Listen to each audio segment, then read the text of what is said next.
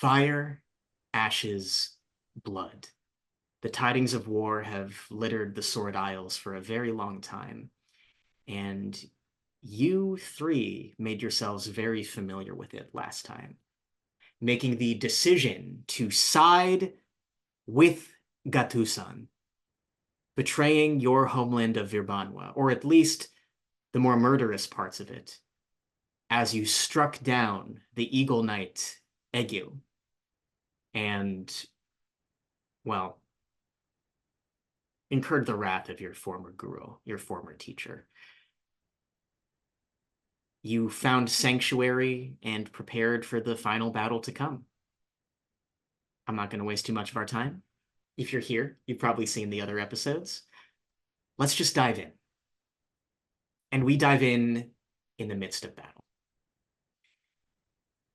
We see a sweeping view of Ambuhotan, the beautiful Gatusan forest, the birds in the trees, wildlife, winds, cut by the sound of cannon fire, and yells of battle, and blade clanging against blade. We jump to the beginning of a great conflict between Virbanwa, the glorious nation of the one true god Makagagahum, and the people of this island trying to maintain their own culture, tradition, agency, and lives versus these fellow Sword Islanders. We see across the battlefield soldiers clanging weapons against weapons, and one loud "Hya!" as one soldier is grabbed by the ankles and whirled around. The muscle-bound, tattooed figure of Laya of the Thunder is seen fighting on the beach. An arrow flies her way before a barrier of moonlight causes it to bounce off, cast by her love, the now village chief Bulan. Above this is a great waterfall overlooking the conflict. And our three Kadungganan, changed forever by their time on this island. I'm going to roll a die to see who we hear about first. Overlooking the waterfall, Paloma. Can you give us a description of what you look like and what you are feeling, knowing that your final battle might be approaching?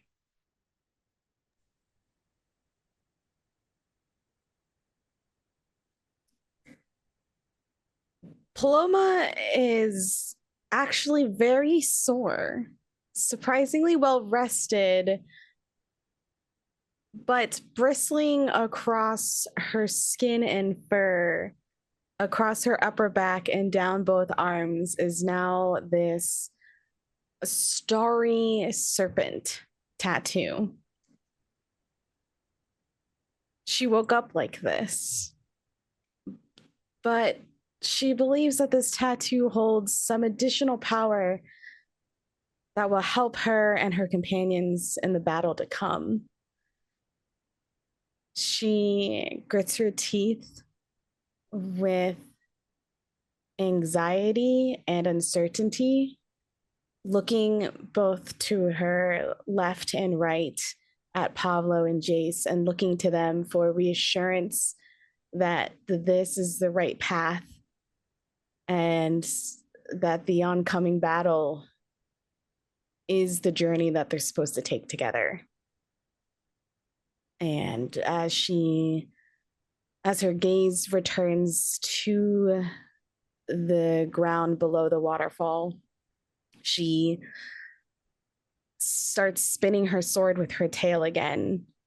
Several rotations, it picks up a little bit of water spray, and then she catches it in her hand and breathes out as she enters this state of combat. All right. The next warrior we are going to catch up with is Pavlo. Pavlo is kind of in a casual squat next to Paloma. Typically he likes to stand up straight and present well and have people look towards him for comfort and confidence. But today's not that day. Today, Pavlo is worried. It's all written all across his face. His body is racked with anxiety. He's even doing that thing he did as a kid that he could have sworn all of those slipper hits and yelling would have got him out of. But he's picking at his scales and he's picking at his feathers. He's plucking them. They bleed every so often. Nothing major, nothing to worry about, but an unsightly blemish across his body. He has his shirt, which he casually dabs away at any spots of blood, applies pressure, and lets it clot normally. But it's clear that he's looking upon this day terrified. Terrified is the word. Scared beyond anything he's ever felt. There's a lot at stake here. This isn't just glory and blood and ash. This is these are ideologies. These ripples will affect so much more, even beyond his life. When he picks at his scales and he picks at his feathers just to feel something in this moment here, because if he can't ground himself, he really will die today. Incredible. And looking upwards at our last Kadungganan, how is Jace? Jace got bigger overnight. His body has kind of settled in and is notably larger than it was before. His scales have become more thoughtful, purposeful in their incandescence. It's as if he's able to reflect the light in certain ways to get into your eyes if he needs to. I think the biggest change to him physically is that he's melted down his armor, or whatever was left of the vestments of his previous life, and dipped his forearm stump into it, forming a spearhead. He looks out and he can smell it, the fear, the blood, the greed, the purposefulness of every blade swing. And he can feel his own bloodlust growing and his eyes dimming from yellow to red. And then his tail kind of snaps. And he smells the air and feels the sun and looks to the horizon past the fighting and the fire and smoke. Takes a deep breath and he says to his companions,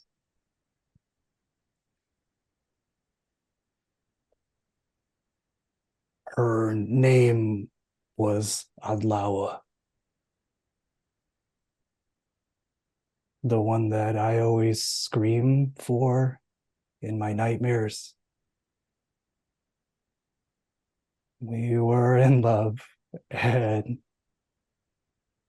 she was very kind. And yeah, she was pregnant at the time. I was going to be a dad." Weird to say. And everything that happened that led to her demise, I started. I was the pebble that caused an avalanche, and that rippled in my entire life. I couldn't escape it. But I realize now it's not a matter of escaping that. It's not a matter of looking back or being guilty about her death, the death of my kid.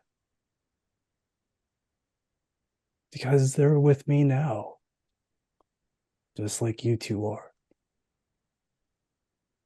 So no matter what's down there will always be up here, you know? Can I ask you something? Yeah, anything. When this is all done, Mm. would you still want to be a father? Do you have that in you still? Yeah. Jeez, jeez. He actually like looks down his pants. Oh yeah, yeah, it's still there. Yeah, yep. Yeah, I think so. Uh Not lo- there. And Pavlo like just joshes him and then puts a finger at Jace's chest and just presses in where his heart is.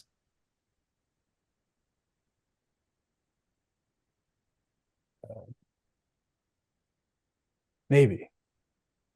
I think so. I think you've kind of taught me how in some ways. So yeah, why not? It's pretty high praise. I always saw myself as more the drunk uncle, but um Yeah. But the drunk uncle's somebody's dad too. You know what I mean? yeah, I know what you mean. Paloma, nice nice ink, by the way. Yeah, right? It's kind of weird, but I don't know. I think I could get used to it. I thought you were always afraid of the sky serpent thing. Yeah, I think I'm still afraid of the sky serpent, considering he can swallow the whole world. But I think that's what we need to do today, right? Don't we need to swallow the whole world and succeed in this battle? Yeah, Jace opens up his jaws really big. He's trying to see if he can. He can. Uh, said another way, we just have to do the impossible today. And then it's all good from there. So let's just Mm-hmm. focus on that. Make a miracle happen. Sounds well, of yelling and cannon fire are in the distance. You know that enemies are going to be upon you in just a moment. Any last words to each other?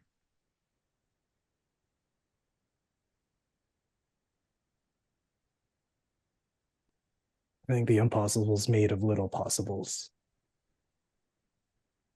Oh, let's just do that instead. And Jace like lets out a big roar. And as Jace lets out that roar, Pavlo grabs his Badyang and he blows with all the air in his lungs, and he lets it rip through the sky, lets it rip through the trees, lets it rip through hearts.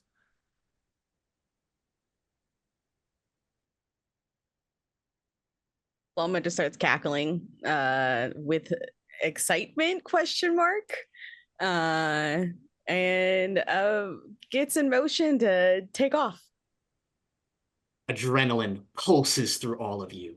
Your roar, horn, and laughter cutting through the air like a boulder crashing through the lake of a riverbed.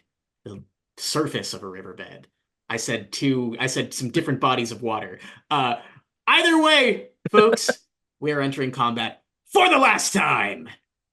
Let's do it. Friends, welcome to the final combat encounter of Gubat Banwa Ashen Glory. The three of you stand across from these rapids, the tip of a waterfall, as it seems like Vir Banwa's soldiers have made their way up. While Laya, Bulan, and their warriors are holding everybody off down closer to the beach, you all are the final line of defense for the village. You are facing down two warriors with spears and two with cannons. Let us divine the powers to see who's going first. Everybody have your D8s and go for it. Okay, I'm going to start with the bad news. I got an odd number. I also Yeah, got an odd number. me too. Damn, I got a 6. I got it even. Okay. Wow. Everybody gets one thunderbolt. I now have 3 points of Gubat I can use to turn the tides against you. Ha ha ha ha ha. Yeah, great.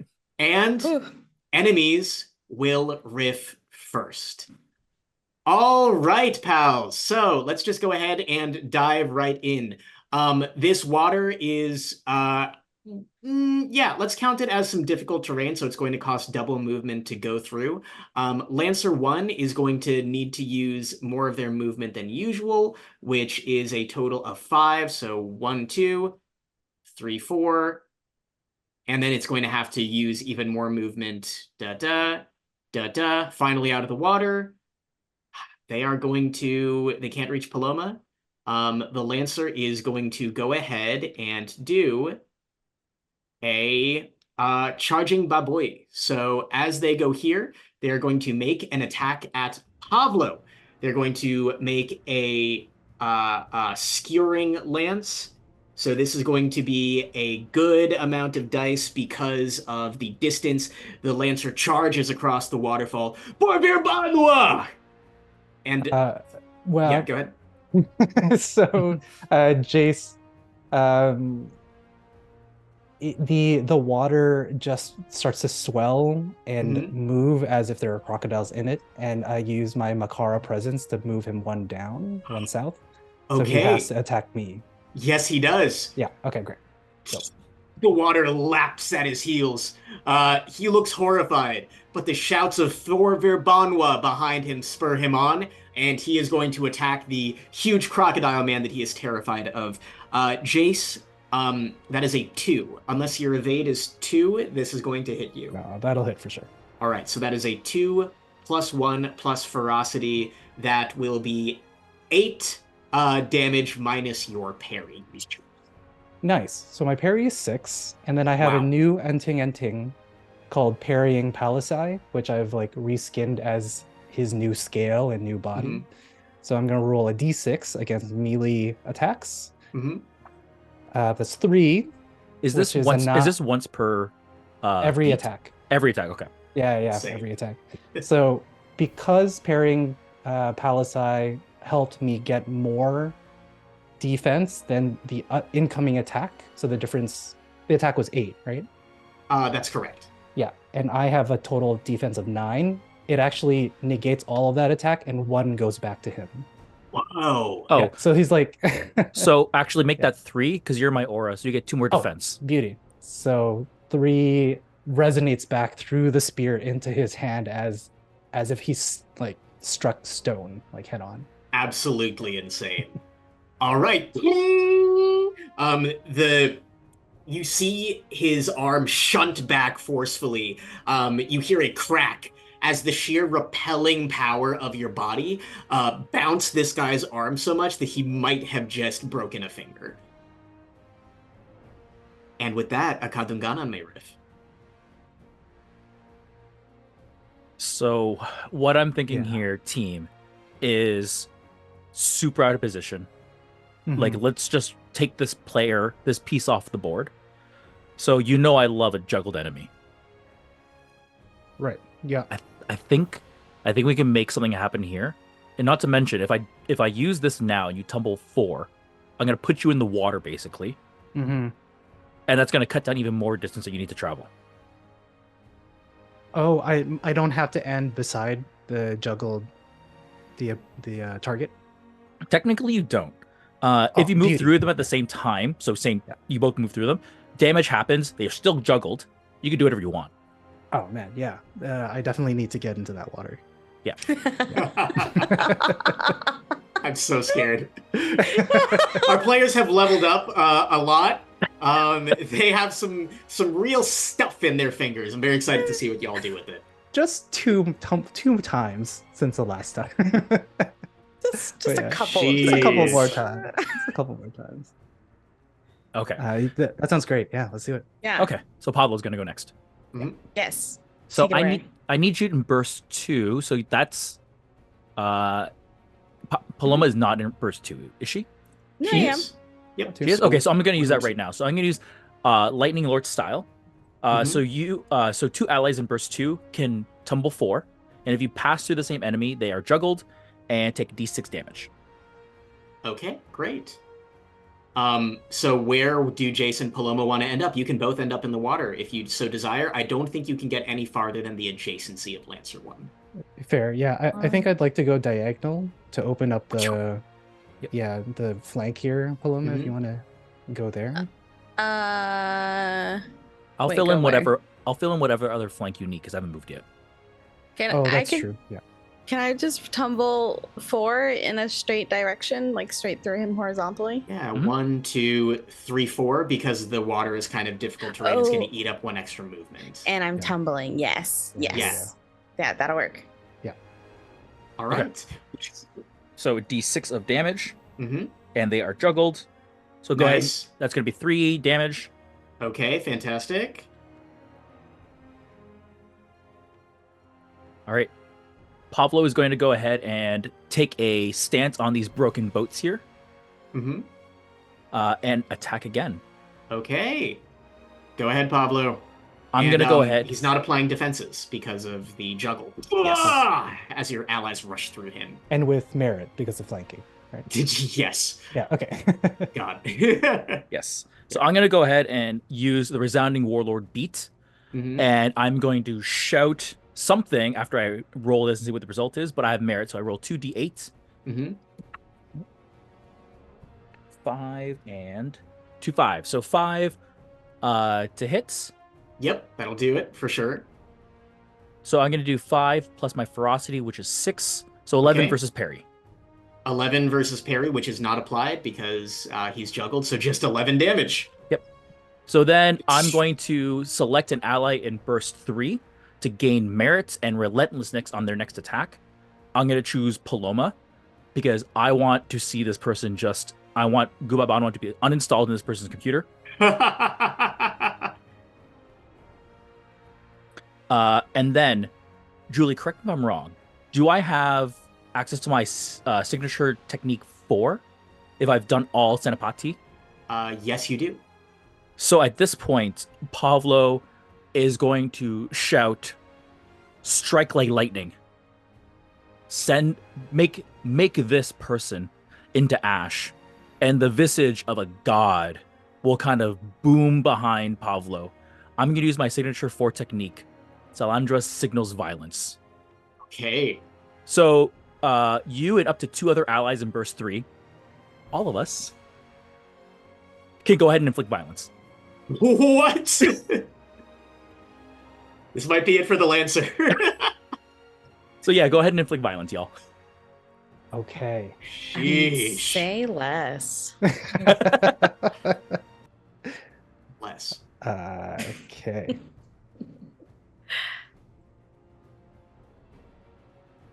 Sorry, I have a 4 against their. Yeah, yep. Yeah, There's yeah, no yeah. defense that's applied and it can't miss. Oh, right. So all you have to do is tell me damage. Oh, Yeah. right. So that is 10.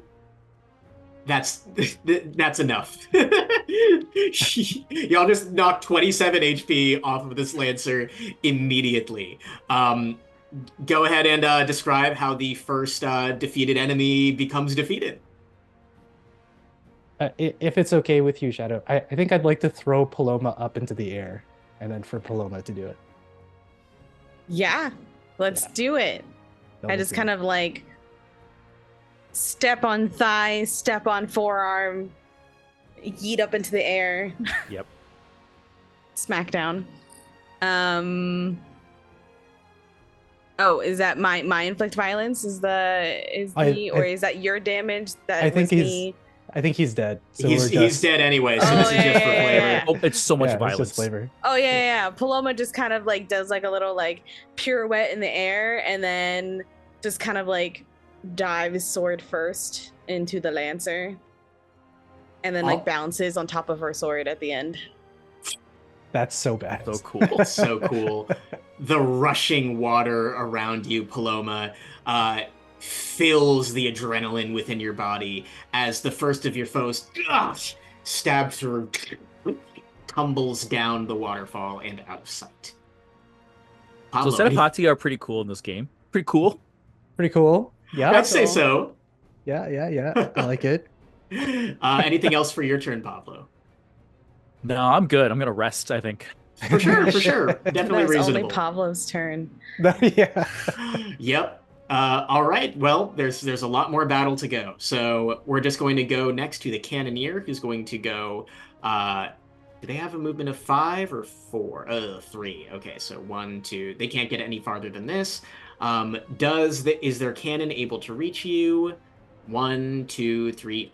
Okay, so they are going to hit all of you with an arcing bomb. As this cannoneer has a portable hand cannon with a head made to look like a dragon. Think kind of like Mulan versus the Huns. Its explosive, arcing flame flies through the air and is going to strike all of you, landing in a tile between all of you and hitting burst 1 around it. That is going to be 8 damage minus your resilience to all of you. 8 damage minus your resilience off of your posture, but that is the cannoneer's only option. A Kadungganan may riff now. At the end of that attack, Paloma's sash kind of lights up and ricochets back some of the shrapnel debris, because she was hit with an area attack. Okay. And she deals 3 damage back at the cannoneer Whoa. with its own shrapnel. Okay, very nice. Green magical energy surrounds the shrapnel and redirects it within the air, flying back towards the cannoneer. Sick. Who would like to go now, Paloma or Jace? Keeping in mind that the water will cost 1 extra movement to move through. So it would be, rather than 1, 2, 3, it would be 1, 2, 3, 4 to get 2 tiles. Unless you're floating. Got it.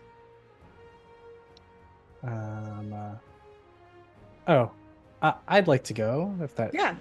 Works. Take it away. Okay.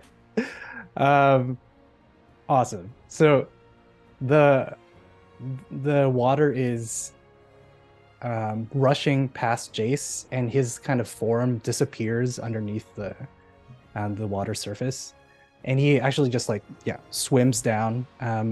So essentially, I'm going to be in the top right-hand corner of the cannoneer. Yep. 1. So 1, 2, 3, 4. Unfortunately, that's it. I have a new signature technique called Buaya Karakoa. A Karakoa is a boat, which I think is very apt here. So it's a crocodile boat. It lets me take 1 or 2 fighters adjacent to me. I can move up to my speed and bring them with me. If they're not willing, then this is forced movement, and I can collide them into other people. So that's 1 beat. This is 2 beats. And then I'm going to, with that 1 beat move, I guess 1. So essentially what I want to do is move so that the cannoneer is to its left, and then Jace is in the middle of a top, right, and bottom formation. Is that possible with this? Like that? 1 left, bottom left, 1 more tile, bottom left. For which character? Sorry? For Jace. Yeah, it says move up to your movement and bring the Move character with movement. you. So I think you're kind of just allowed to I'm shove just them along kind of with you. moving them, and perfect. Jace is now in the middle of this triangle of enemies. Which is great. So that is 1 beat. That's 2 beats. Unfortunately, that is all I can do. You were able to collide the enemies into each other, though. So I think that'll be, I think 2 that's true. Just 2 damage to each of the enemies. Let me just Control F collide in the PDF to see. I believe it's 2. The problem is I can just do a lot of damage on 1. Gotcha. So okay, let's do that. So I'm going to use Dragon Wrestles the Spirits on the Lancer there. Okay. So it's going to be D8 versus their parry. Yep. So that'll be a 4 plus Yep, it'll ferocity. hit. So that'll be 10 damage all in all. And I want to move that Lancer to the bottom left-hand tile. So he's as far away as possible. Okay. You rip him up and slam him to the ground again. Jace, you are an absolute force. You are barreling across the battlefield, moving enemies around. Suddenly, this perfect Vir Banwa formation was disrupted by your rushing warboat of a technique. Damn. Nice. I think that's all I can do for now. All right. Very good. Okay. A great turn indeed. I think I'm going to have Lancer 2 go now and try to get revenge. They are going to do Polar Master, which is going to slide you by 1, because they're going to attack you first, and then they're going to do Polar Master. So first, they're going to do a Great. Naga Skewer on you, attempting to stab into you. Ooh, that is a 7 on the die plus ferocity, 12 minus your parry damage. Okay, let's see if I can get a 6 on this. Yep. Damn, just a 4. So 10 parry all in all. So I'll just Okay. take the 2. Okay. Yeah. Sorry. And also, because it was a melee attack, I forgot it the first time. My counter knives activates, so he'll take 4 damage. Very just nice. Like my swiping and natural instincts of biting.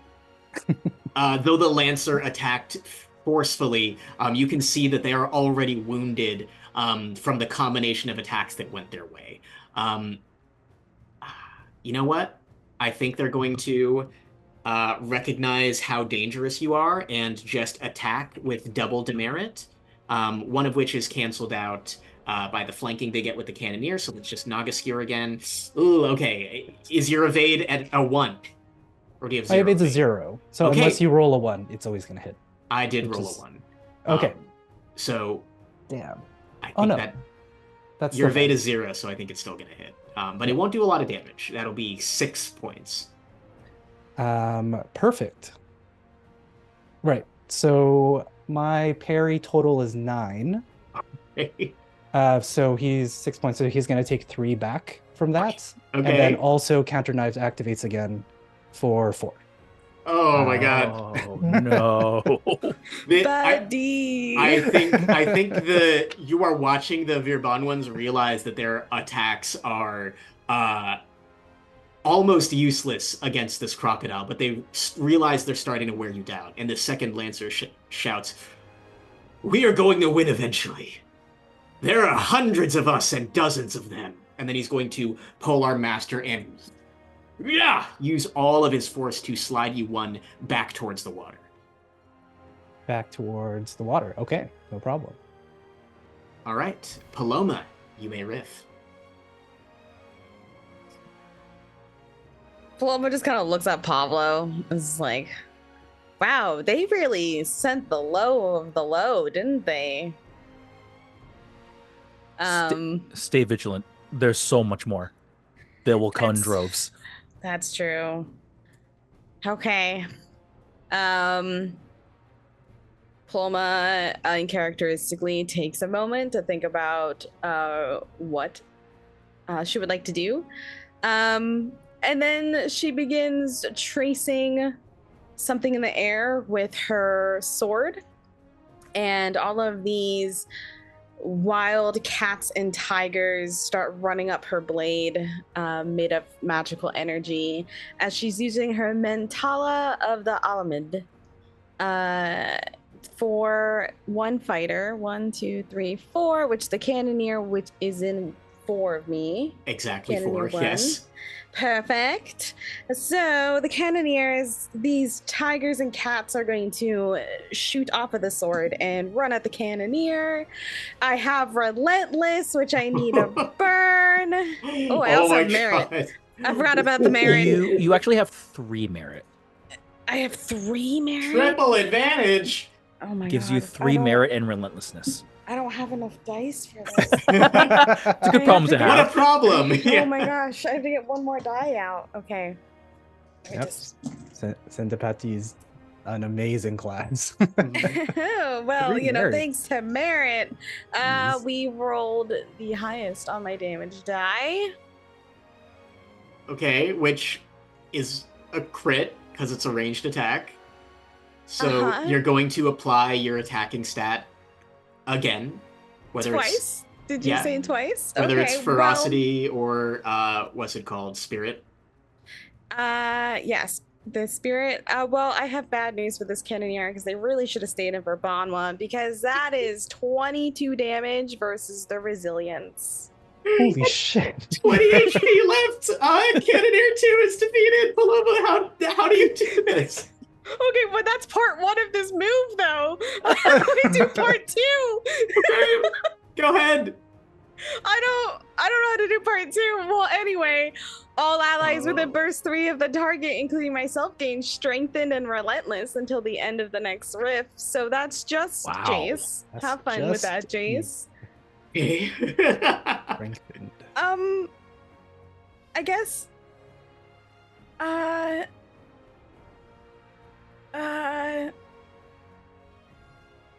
So I guess how I have to do this now is that Paloma, these cats and tigers just overwhelm the cannoneer, just ripping them to shreds as Paloma teleports adjacent to them or where they once were. Okay, yeah, which would be, you could go even diagonal from Jace if you wanted to.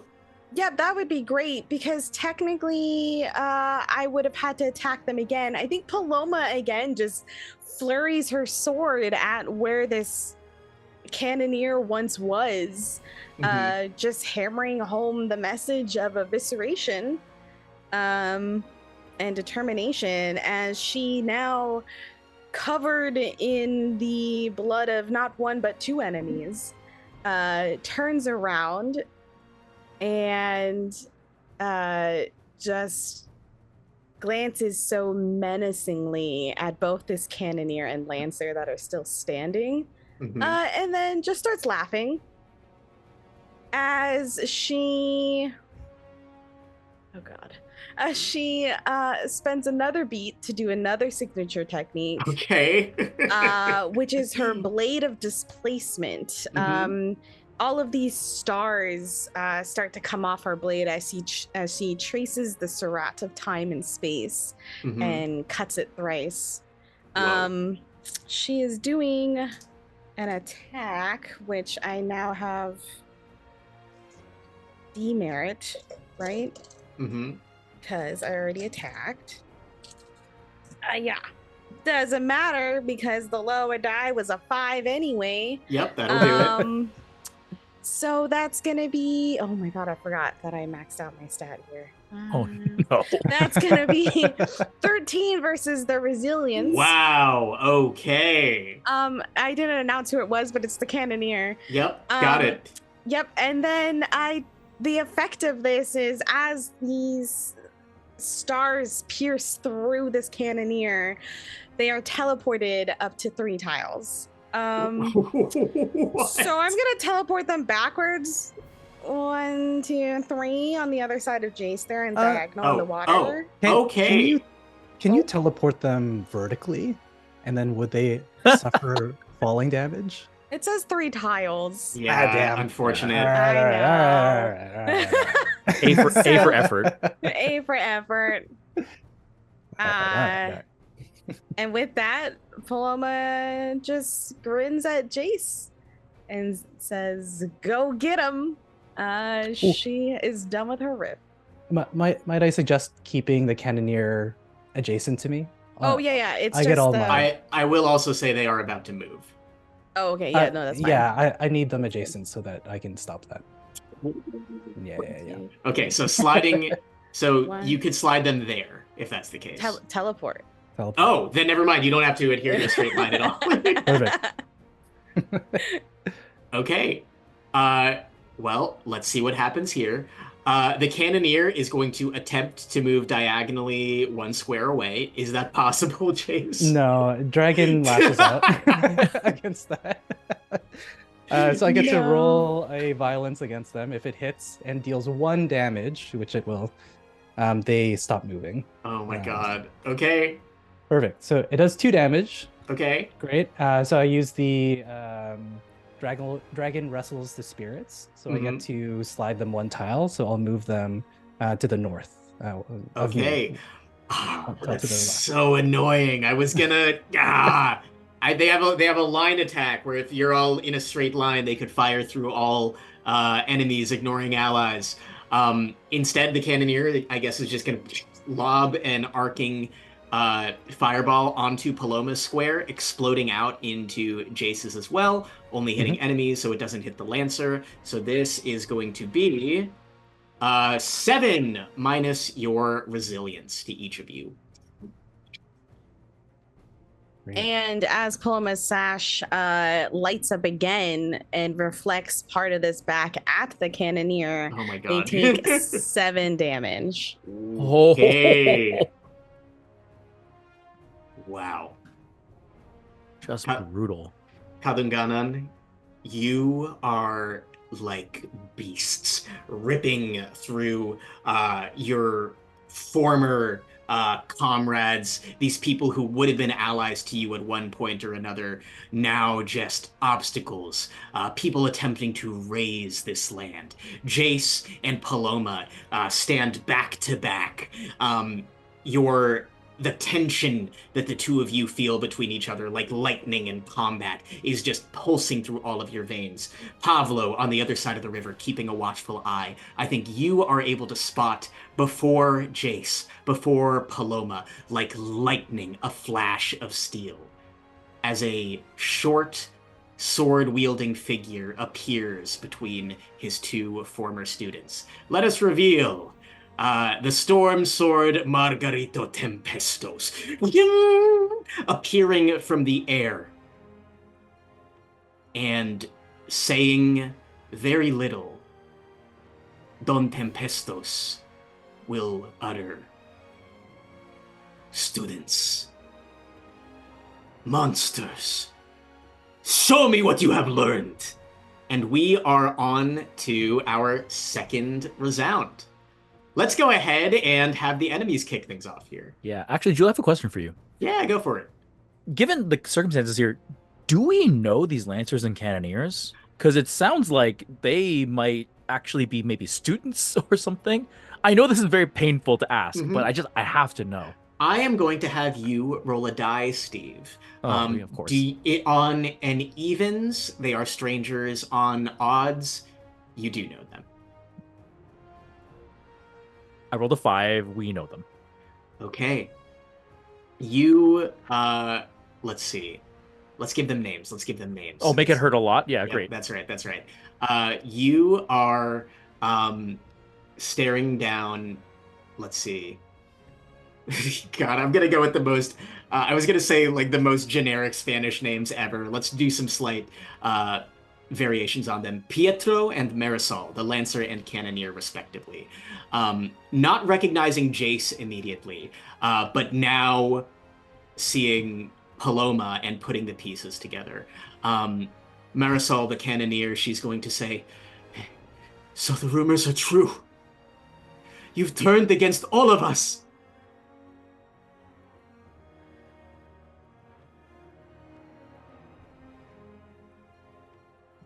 And let's go ahead and have Don Tempestos take his turn. I appreciate everyone's silence. Just like everyone's look on their camera. That I think is what the characters do. Just like, what do you say? You can say nothing. I'm just like, yes. Yeah. We call that move the Last of Us 2. Every time you kill a generic enemy, they're like, "Johnny, no, your daughter." All right. Wow. This is going to be a wacky little turn here. Okay.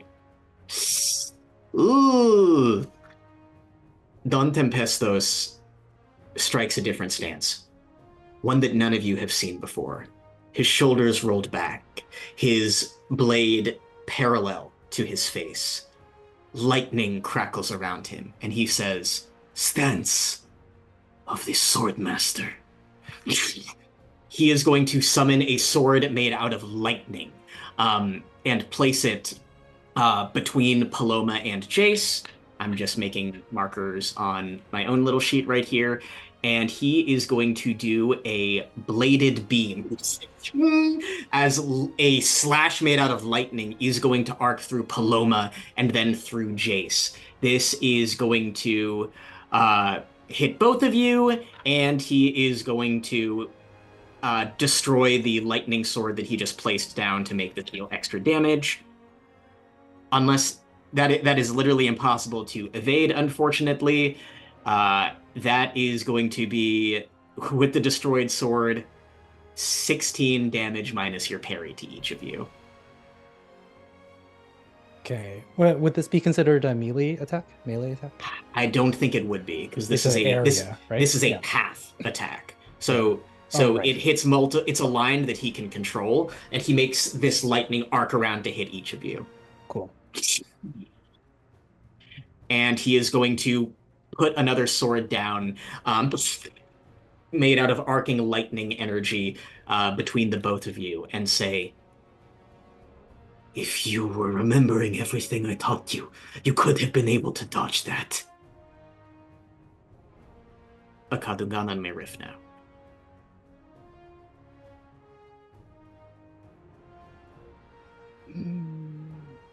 I think it's too risky for Pavlo to go. I'm gonna basically use my beats to just get in adjacency with all of you. You get defenses, all that good stuff, but then they're just gonna kick our butts. And I think it's high time we just like take players off the map. I'd rather deal with, our former teacher 3-on-1 than have a fair fight of 3-on-3. Yeah. First one. Okay. I can potentially get us into an advantageous situation, or at least get some environmental merits. Yeah? Okay. Yeah. Let's do it. Don Tempesto and our cannoneer friend is right beside me, so that's perfect. I will use Buwaya Karaoka to essentially move them through Lancer 2, so that I'm kind of to the south, one tile south of Lancer 2, and they're all around me. Okay, nice. And then Don Tempesto will be out to the left. Perfect. And then I will use Dragon Lair Pamaagi, which is a new signature technique, which takes 2 beats. So it's a bit of an investment here. But Jace, the water, the river starts to kind of like bend, at least trickles of it starts to bend towards him. And from these like trickles of water and a raging river starts to form like shapes of crocodiles and snakes. And Jace uses his tail and hits the tail onto the ground so that he launches himself up, while these crocodiles and snakes encircle the 3 around him. He will do an area attack, so a d4 here. Okay. Which is a 3. 3 is indeed going to hit everybody. 3's good. 3's good. So it'll be 9 versus their parry. Wow. Which is great. Okay, yeah. And burst 1 around me will be lowered by 2 elevation. So I'm essentially creating a pit that they now have to like leave my dragon lair and then climb out of to get even near any of our friends. Okay. That's so cool, but also so funny. Yeah. Yeah, so Jace lands and the ground concaves and crashes down. And you see, as the dust kind of settles, you see roots and stones sticking out. The light has a tough time penetrating through the dust, but you do see Jace's yellow eyes and hear his growl. And Jace, as you slam onto the ground. Silhouettes of snakes and serpents appear around you. As the dust clears, the cannoneer Marisol is on her back, blood trickling out of her mouth, dead. Oh, you deleted the wrong thing. Give me just a moment. No, no worries. And the ground is back to normal. Yeah. Nice. That's my turn. Wild. All right. Well, I think I'm very curious to see what's going to happen here. With literally one posture left, 1 HP left, the Lancer Pietro stares down this changed former ally of his, and he goes to strike. Yeah! And Don Tempestos goes, no! Pietro, go on. Let me handle them. But, teacher, go! There's hesitation in his eyes. Pietro's going to attempt to run. He's going to attempt to use all of his movement to climb up the cliff and escape into the distance. Jace, you have the power to stop him. What will you do? He absolutely can't. So there are like 3 types of dragons in this in this world. There's the Naga, the dragons of the sky, crocodiles, and then a third one. Oh, the serpents, the dragons of the earth. Jace also kind of takes a moment and he says, I wouldn't. And a snake lashes out from made of stone and earth and like bites the guy's neck as he tries to escape. That's a 3. He's done. Dragon lashes out and he falls. And Jace kind of takes a moment and he says, was there ever an opportunity of peace without oppression? Your words briefly cause Don Tempestos to stutter in his step before he says, in a world as violent and barbaric as this one, oppression is the only way we can find peace. They must all be united under the same banner, or they will war forever. If you attempt to stop me, I will make sure that your death is painful, so that others will learn from your example, and my blade will not need to kill anymore. Jace kind of, his huge form is blocking the light from that was once shining on Don Tempesto.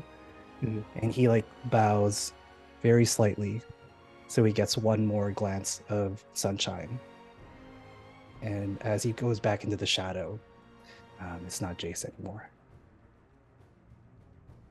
That's my turn. All right.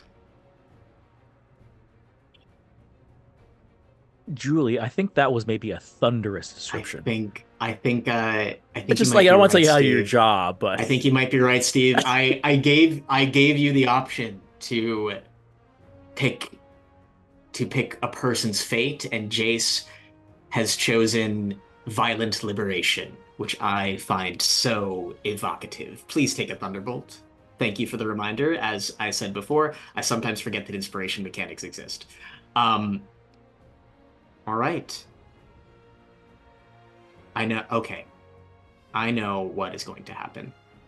Paloma, you are the first to notice the sword crackling behind you that Don Tempestos left beside you. Yep, go ahead, Ross. Sorry to interrupt, but that turn was the Lancer was trying to escape.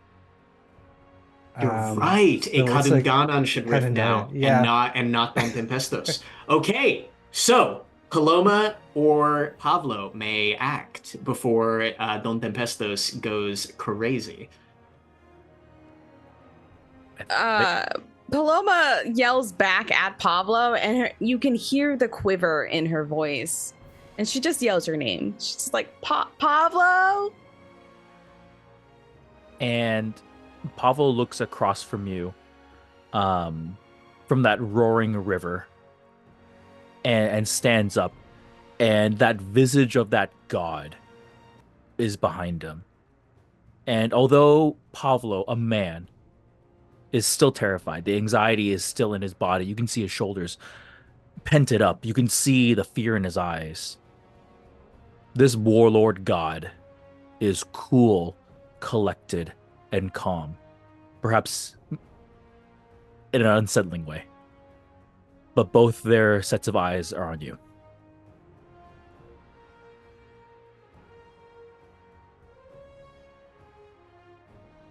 All right.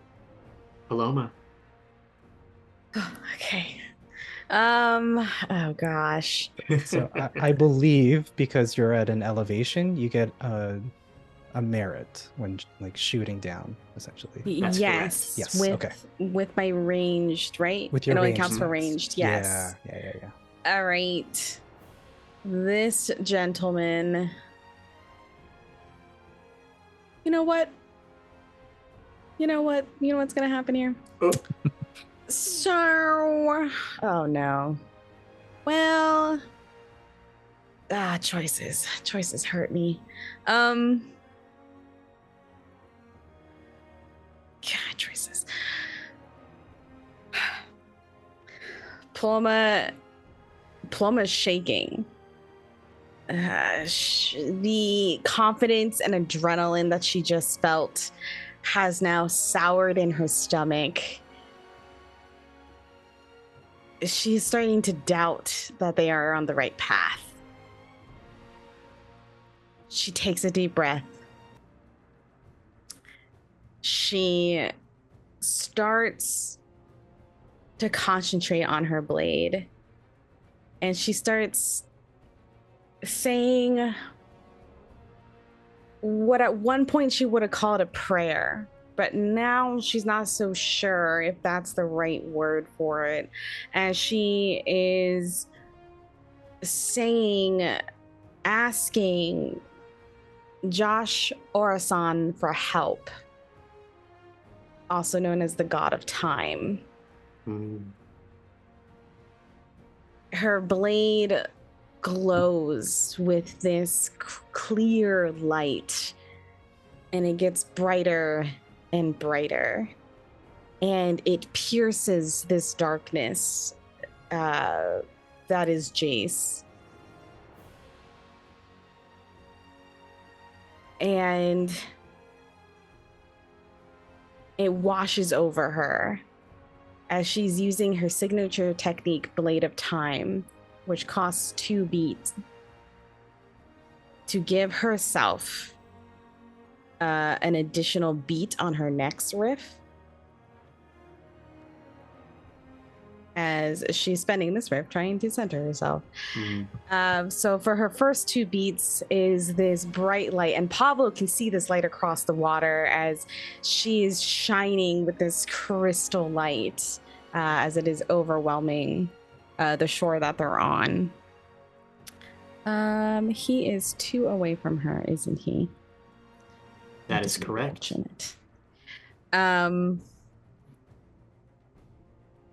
Her muttering starts to change, and she's starting to recite a incantation that all who have seen her fight know, as these butterflies start coalescing on her blade and into an orb as she hurls this at Dom Tempestus. Okay.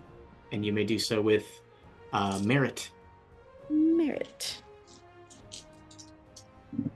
Oh no, I dropped a die. Let me re-roll that die. Okay, well, that was positive. So that's going to be 13 versus his parry. Okay, that's a significant chunk of damage for sure. And she is going to throw herself 2 tiles away from the target. Okay. As these butterflies fling off of her sword. You land by the rapids, the water rushing past you as you now find yourself at an in-between point, caught in the middle between your allies and enemies, Paloma, as you so often seem to find yourself. This doubt and hesitation mixing with this conviction, the water rushing around you.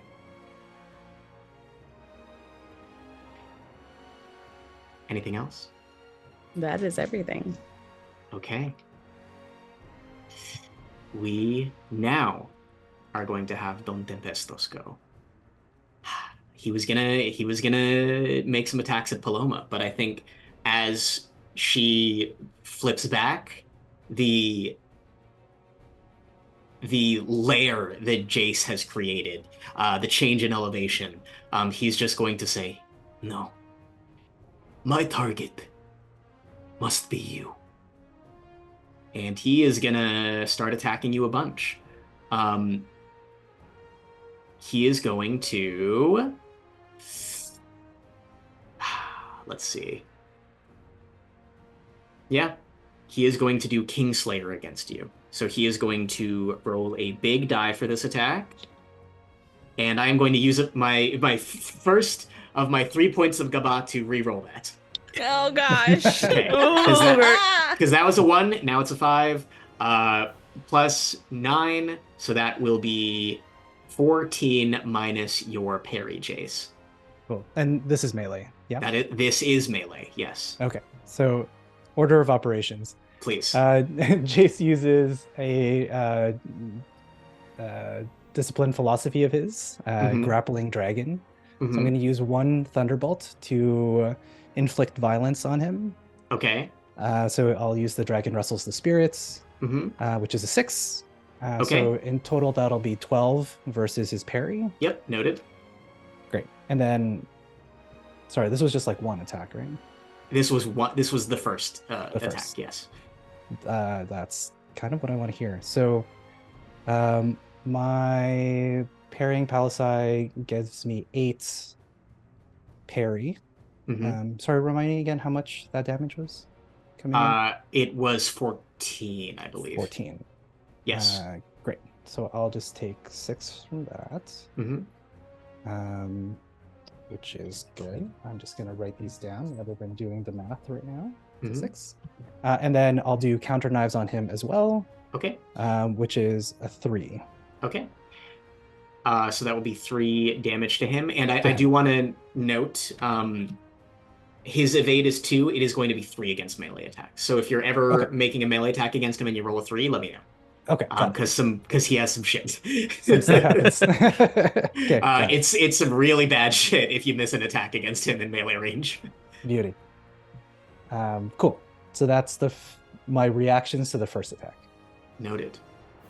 All right. And as he makes this attack, lightning starts to arc next to you, Jace. He's just going to pop that immediately, snap his fingers, and you are just taking a d6 of damage from the exploded lightning sword that appeared in the ground next to you, which is just going to be one flat damage. Oh, okay, great. Awesome. And now he is going to do his bladed break step. He may teleport 3 tiles, which he will do to get to your other side. This is a teleport, so it is not a movement. Okay. And he is going to make this attack against you. It ignores Combo Breaker and scores the highest number on the die, which means he's going to roll again.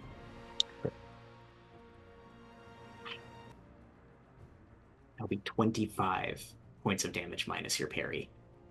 As Don Tempestos rushes in a flash step to your other side. By the time he is flourishing his sword, you realize that there is a spray of blood. Okay. So I rolled a 6 on my parrying palisade, so I get 12 against that. So 13 damage goes through. Okay. And then he also takes 6 from the counter knives. All right.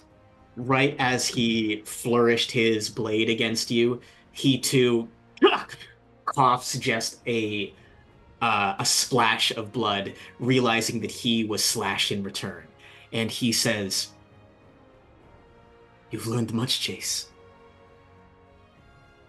You are wounding enemies in addition to yourself. You've become a more perfect soldier, and yet you've become an enemy. I appreciate your instruction, but as you notice, I'm not wounding myself anymore.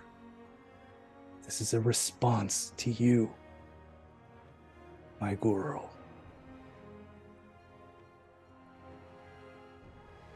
And in this sunken arena of earth, soil, and stone, the two of you continue your duel, and Pavlo, you may riff.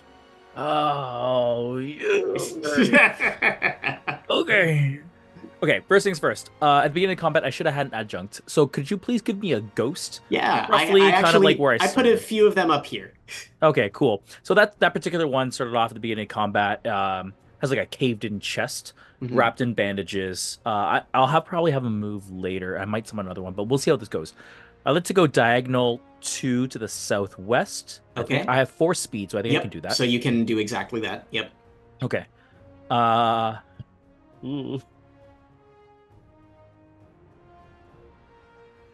Sylvia, can you inflict violence from here?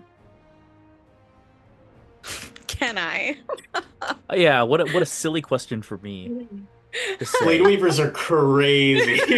So let's go ahead and use my next beat to continue just swimming through this river. Okay. So 2 more diagonal. 1, 2, and you are out of the water.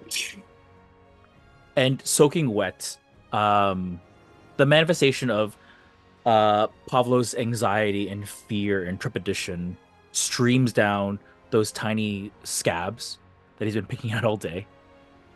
And there's a moment of clarity, just like that snarkiness, that snideness that Pavlo always seems to just have.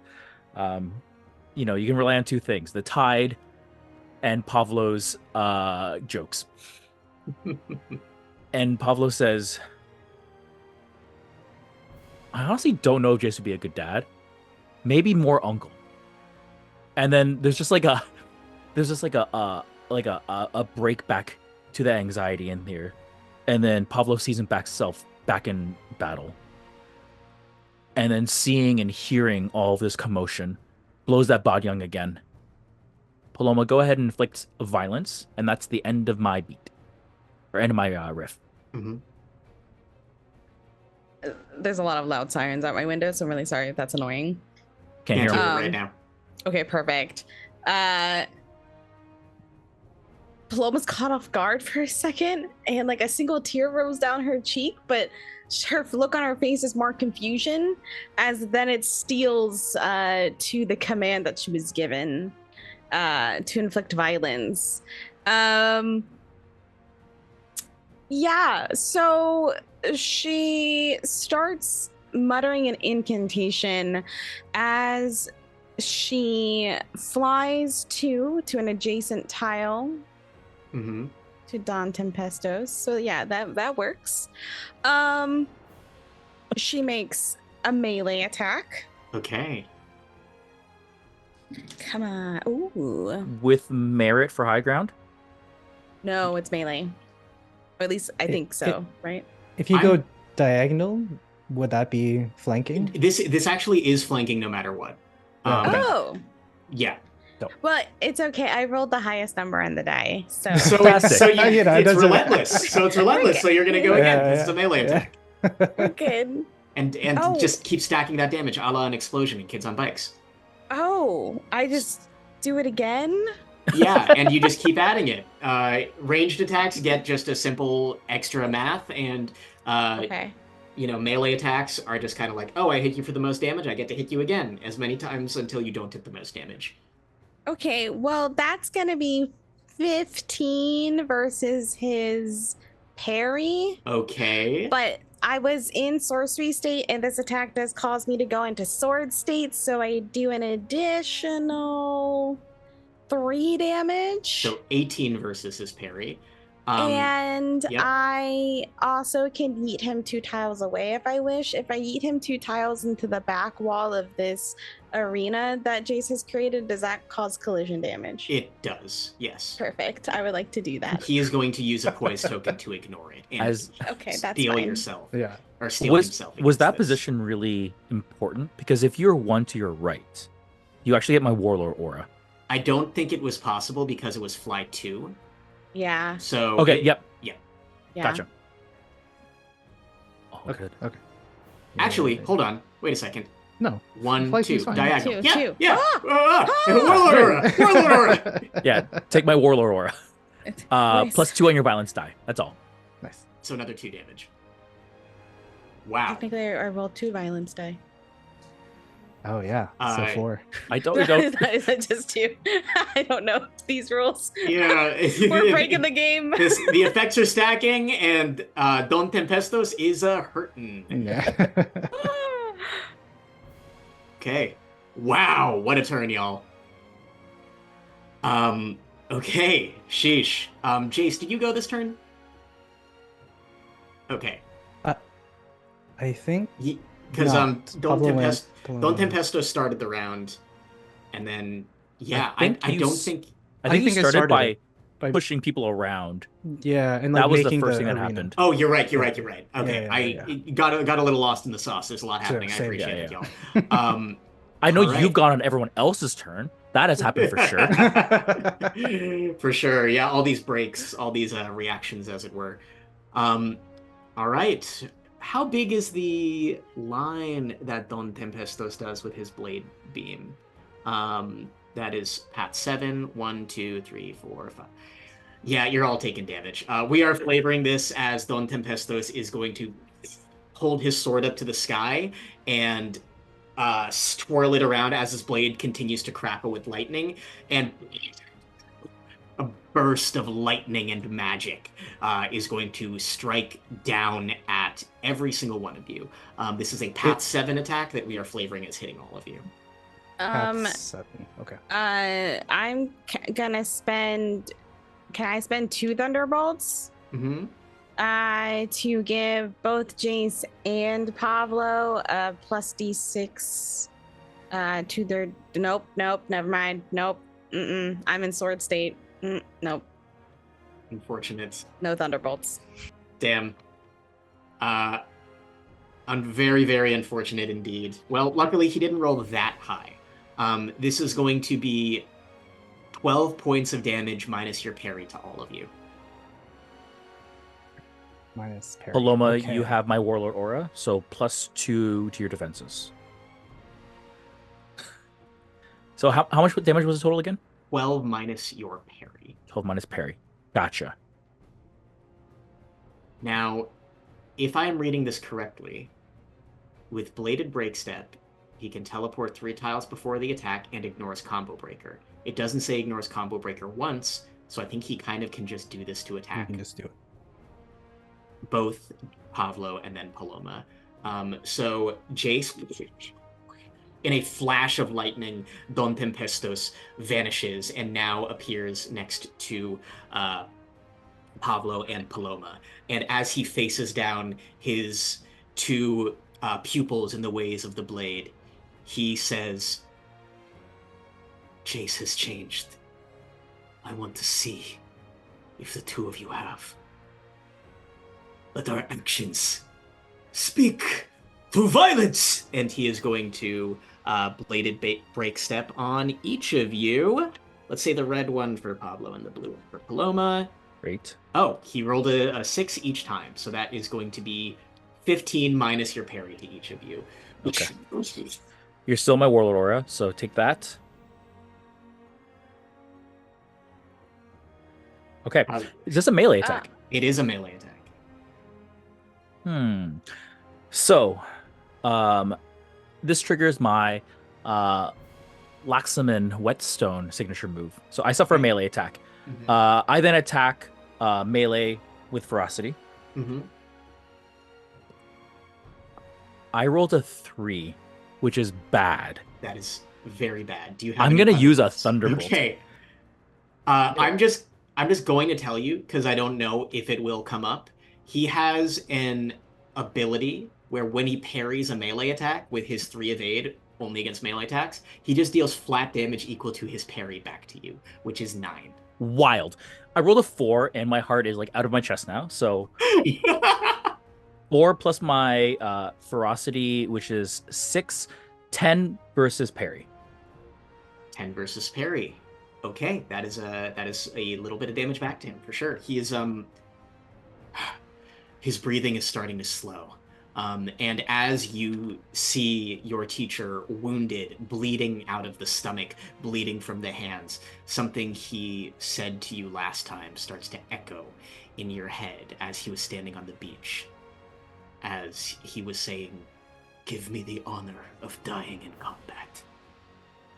And as that rings out, Pavlo's hand reaches out instinctively, without thought, and grabs the master by the wrist. I may choose one ally in burst 3, and you may tumble 2 tiles and inflict violence. Jace, I think you're in burst 3, and I think you can tumble 2, and I think you can inflict violence. 1, 2. Jace would inflict violence with flanking. Amazing. Okay, I'm going to use Dragon Wrestles the Spirits, which will be a 4. God, it's too close. It's so close. It's too close. Yeah. So total will be a 10 ferocity versus parry, and I get to slide the target 1 tile. Okay. Sorry, before you slide them. Yes. I am using my spiraling blade. Yes. So I am going to inflict bleed, and I know Dom Tempesto has poise. So yep, he's going to ignore it. Okay, burn it. Yeah. That's important for me. Mm-hmm. And then, is it? I guess it wouldn't be. Slide the target 1 tile doesn't mean I can put him over the pit and let go, right? No, it does not. No. You may move him 1 tile from where he is. Got it. I'll just move him to the tile to the north of Jace. Just okay. A little bit more movement. All right, noted. Julie, yeah. I had exactly 10 HP left. So do I take a wound or am I at wounds? Let me double check that real quick. Wow. Okay. It was because it was exact, so I was like, yeah, yeah. Let's see. This I don't think I've encountered this before. So this is intense. I know. Oh, jeez. Let's see. Give me just a moment. For now, let's say you're not at a wound yet. This may change. Okay. You're going to be able to act regardless. Okay. Yeah. Everyone would see Paloma drop to a knee as she's just looking at the ground, leaning on her sword, heavily breathing. Okay. Don Tempestos is looking quite injured at this point, I will say. That said, he is going to just keep doing his thing. Oh, if your damage... Sorry, Paloma, you do receive a wound. If the damage you suffer meets or exceeds your posture. Paloma, you've suffered 1 wound. When you've hit 5, we'll cross that bridge when we get there. Yep. He's going to keep doing his thing. Another strike of lightning to attack all of you. Another blade beam, which, as long as it hits Paloma, will just be a 2nd automatic wound. So, good news, possibly, he rolled a 2 on the die. Okay. I have an evade of 2! For everyone else, if your evade is 1 or lower, it will be 11 points of damage minus your parry. Sorry. 11 points of damage minus parry. Mm-hmm. That brings me exactly to 0. Oh no. Okay. Another wound. So that's 2 wounds on Jace. Okay. Don Tempestos is... He doesn't need... I think he looks to you, Jace, and he says, "You have learned to stop the running around you, Jace. You truly have become the Buaya, the dragon of the river. But even the crocodile cannot catch the lightning." He is going to do bladed break step, teleport over to Pavlo, and make an attack. Yeah. This is a melee attack against Pavlo. Oh god. That is going to be 18 minus your parry. 18 minus parry. Good news, I'm still up. And I'm at 1 hit point. Okay. But I am like a whetstone. And blades that hit me... No, I don't want the blade to be sharper. No, this analogy doesn't make sense. I make a melee attack. Okay, cool. Oh, if I miss, I die. Or I Yeah. get hit myself for my wound, I should say. Yeah, you take it. I rolled a 1. So not only do I miss, I think I get a wound. You do, as you immediately take 9 points of damage, unless you have a Thunderbolt to reroll it. I do not. Pavlo, you swing your sword at your guru. Your blade is about to go through him when his eyes flash blue, and for the briefest of moments, his torso becomes lightning and ethereal. Your blade goes through him, and this sparking blade goes back and strikes you, putting you in a wounded state as well. However, it says that regardless if it hit, it just says make the attack, then do something. So I'm going to still ask one of my allies to move 2 tiles tumbling, then inflict damage. And I think... Shadow, I see you like shaking your head like, no, not me. So Jace, I think let's get you back in the fight. Okay. I'll go to the south of Don Tempesto, Okay. and then I get to inflict damage or Okay. inflict violence. With flanking, so pretty low chance of missing. You know, Julie. What? So that was a 2, Okay. and then this one is a 7. Okay. Okay. Okay. Oh, Wow. This is gonna get real bad. Okay. 7. That's fine. So that'll be 13. 7 13. plus 6. 13 points damage. Of so Minus 7 his plus parry. 6 versus parry. Yeah. Okay.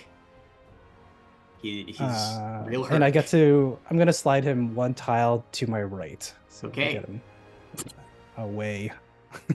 Yep, for sure. He is now back against the there's like a cliff face behind him now at this point. As this dance of all of yours, though we are seeing it in moment-to-moment action, this is all happening within fractions of seconds.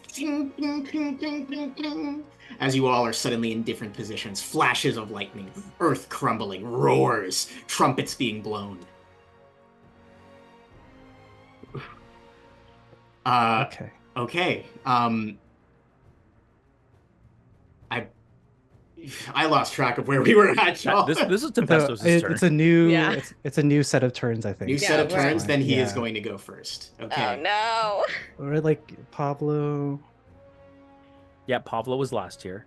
was last. Okay. Okay. Great. You know, I don't think he's... Ooh, you know what would be fun, though?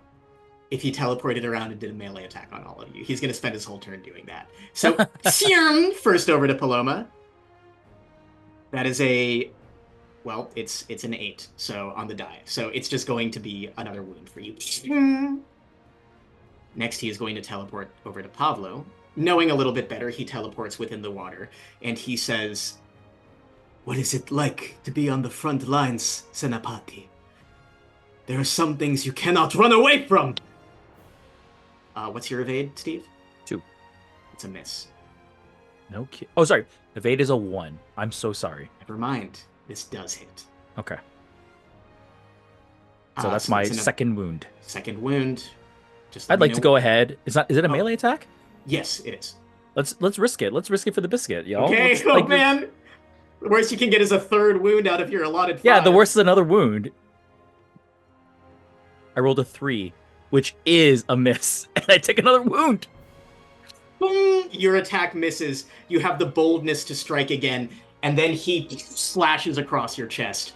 Pablo, as you feel the blood start to spill from you, he says, Pablo, you should have known better. Why do you fight like this? I thought you were supposed to be the wise one. And Pablo responds by just coughing up just a torrent of blood.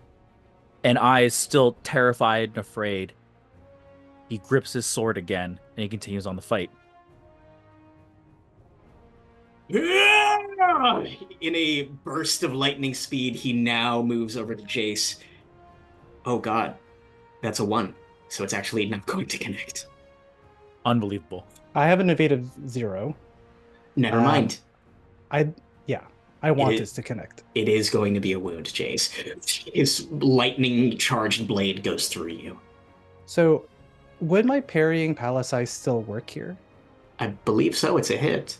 So it'd be, he rolled a 1. Which is a total of 10 damage. Total of 10 damage. His ferocity is 9. Amazing. And then parrying palisade Mhm. is a 6. So I have 12 defense in total. So sorry, he did 10 damage. Okay, yeah. So he'll take two back straight away. Okay. And then counter knives activates. Okay. Which is great. Which is a 4. Wow. Come on. Be enough. He stands But yeah, bleeding, definitely a wound. surrounded by all of you. Kadungganan,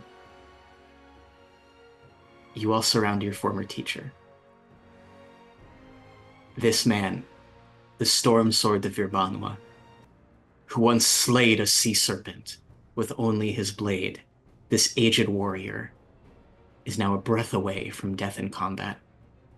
Which of you would like to go? Paloma, definitely Paloma. Yes! Take that warlord aura. Make Take it happen. his sword. Take his sword. Quick question. Jace has 4 wounds. This is important. Jace has 3 wounds. 3 wounds. Pablo has 2. Okay. No. Pablo has 3. Pablo I has 3? I risked it and I attacked him and I missed. Oh god. Okay. Paloma is still down on one knee. Spits out blood. Looks up at Don Tempestos. Her eyes are aflame with her magic. Her voice is sharper than any sword, as she very quietly just says, Banwa killed my family and robbed me of my future. So now you will see the monster you have created. As she activates her Mentala of the Hito. Okay. Take a thunderbolt, by the way, Sylvia. Oh, thank you. That's gonna be super helpful. That's gonna be super helpful. Now I'm at 5. Oh my. Uh-oh. Uh-oh. And I have 4 beats because of my Blade of Time from last time. Yeah. So Paloma slices out. She doesn't even bother standing up, honestly. She slices out with her sword for this melee attack. Mhm. I'm in the Warlord aura, so I gain a 2. +2. That's 2. Okay. +2 to your violence die, so unless you roll a 1, it will not miss him. Good thing I rolled a 6. So Yeah. that's gonna be that's 16 damage versus his resilience. Oh my god. Okay, with his resilience, wait, versus resilience, not parry? Resilience. So that's 12,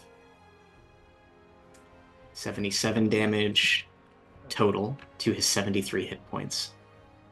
Paloma, how do you do this? Paloma starts by just cutting through both of his legs, just completely taking off both of these legs. Technically this was the one that had like a second part to it, so we're just gonna say that Paloma, you can see that her magic is almost forcing her backwards, but she is driving herself into the ground to remain where she is as it just explodes outward, overwhelming Don Tempestos, piercing through him. And you just see parts of his torso just explode and these magical catfish flow out.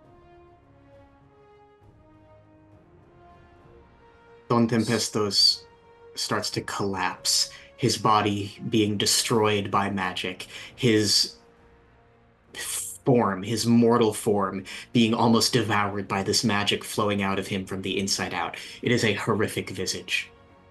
But, and as he's falling backwards, Paloma screams as her tattoo starts to glow. And this energy flows off of her tattoo, off of each arm, into Pablo, into Jace, as she is spending 2 thunderbolts because she made a melee attack. Activating her healer vestments. So she gets to heal them 4d4. Wow. Okay. Which might bring you back into the positives here. So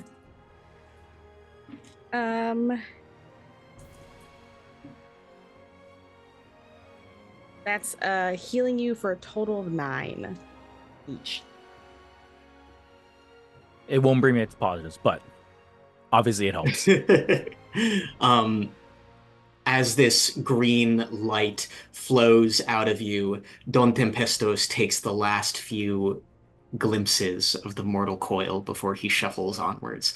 And he blinks, and he sees standing before him a young child Paloma, holding a blade outwards, smiling.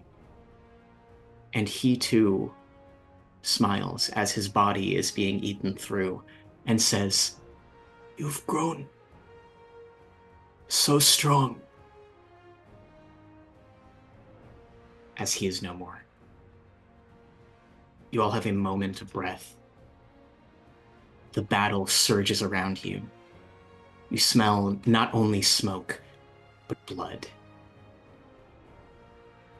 And a smoky smell of ash.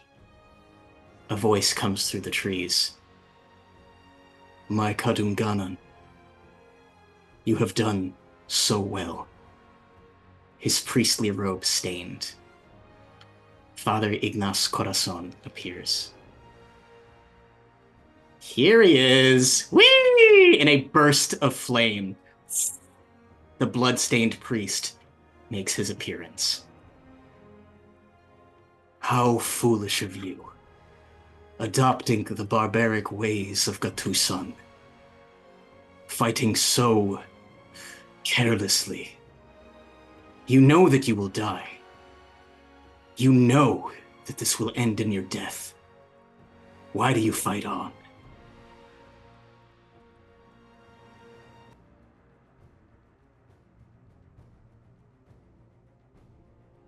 I think Pavlo slowly rises, and all of that fear, that anxiety, he balls it up. He looks to Paloma, he looks to Jace, and he imagines a future that's slowly slipping away, sand through his fingers. But for a moment he has it fresh in his mind. It's real for him. It's an island. Everyone's there.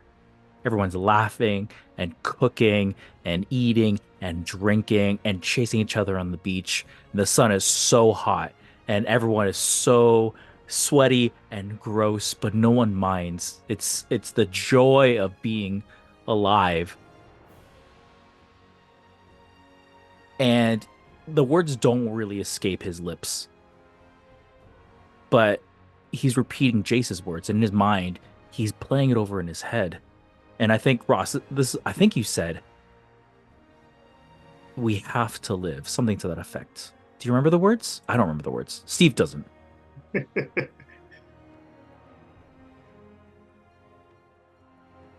I think Jace would kind of see Pablo kind of struggling and balling it up as he often does. And I think he like respectfully walks around Paloma and puts his big clawed hand, well, this one, on her shoulder and stands in front of Pablo and beside Paloma. And his tail kind of touches your gut, Pablo, that place where you hide, the place that you put things to go away. And you feel like water is rushing over your stomach. It's cool, it's refreshing. It's as if those visions of the beach are like truly, truly real for a moment. And Jace pulls at that balled up anxiety. And it is this like fruit kind of, it's kind of changing and reshaping, and Jace is just not, he doesn't really know what he's doing, but it looks like an attis fruit, kind of this like green, very sweet smelling fruit, because he knows that from stress, from anxiety, it's actually the seed of that is hope and love and joy. And he just kind of very casually takes a bite out of it. And he says, "We fight. All of us fight so that we can live and love." I think that is very different than why you fight.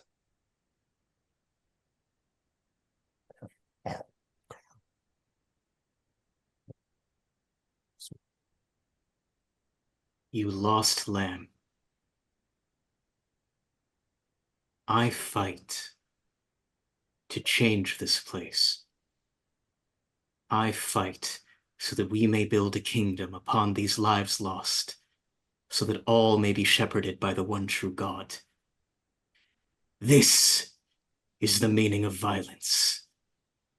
This destruction, this fire, these corpses upon which we can build our perfect empire is our Ashen Glory. As the bloodstained priest appears before you, the one who sent you on this mission, who gave Jace the signet ring of Virbanwa, inadvertently killing the elder Makusog. You all face him down, barely on your feet, breaths away from death. And Jace, you are the one who feels it first, but inevitably all of you do. Your senses sharpened, the blades of grass underneath your feet, the wind whipping at your hair, the sound of rushing water. You hear the island, the earth, the world around you. All of this is just a ripple in the endless march of time. But you know, something deep inside of you knows. If you are able to stop this man, the island will be saved, and so the island moves with you. You steal your resolves.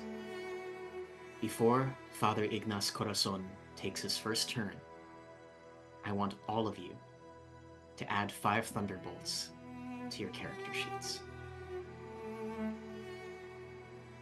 Because this is about to get messy.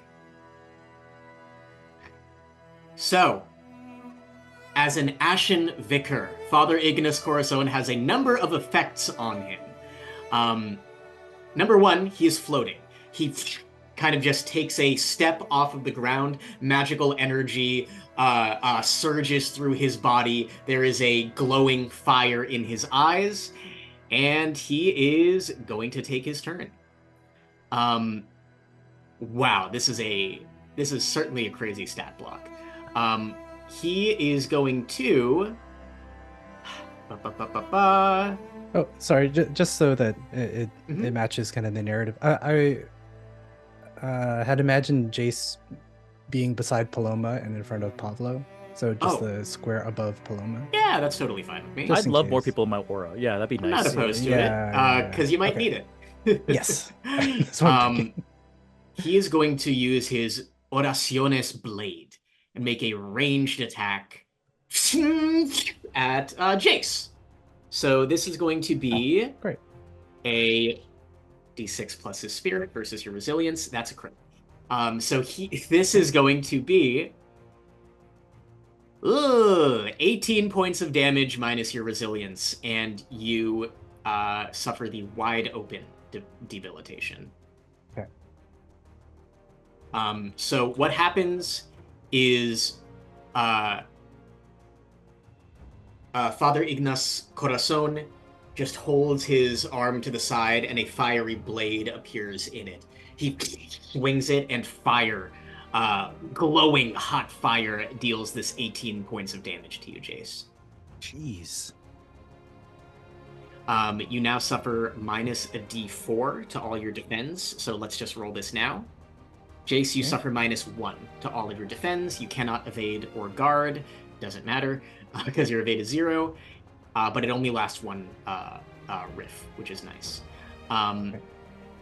Let's go ahead. He's going to inflict forgiveness on all of you. And just hold his hand out gently. A white aura surrounds all of you. Until the end of... Oh my god. You cannot deal more than 1 damage on any attack roll until the end of your next turn. And that is going to be his turn. Wow. Who would like to go now? Wow. So it's I believe it's the die.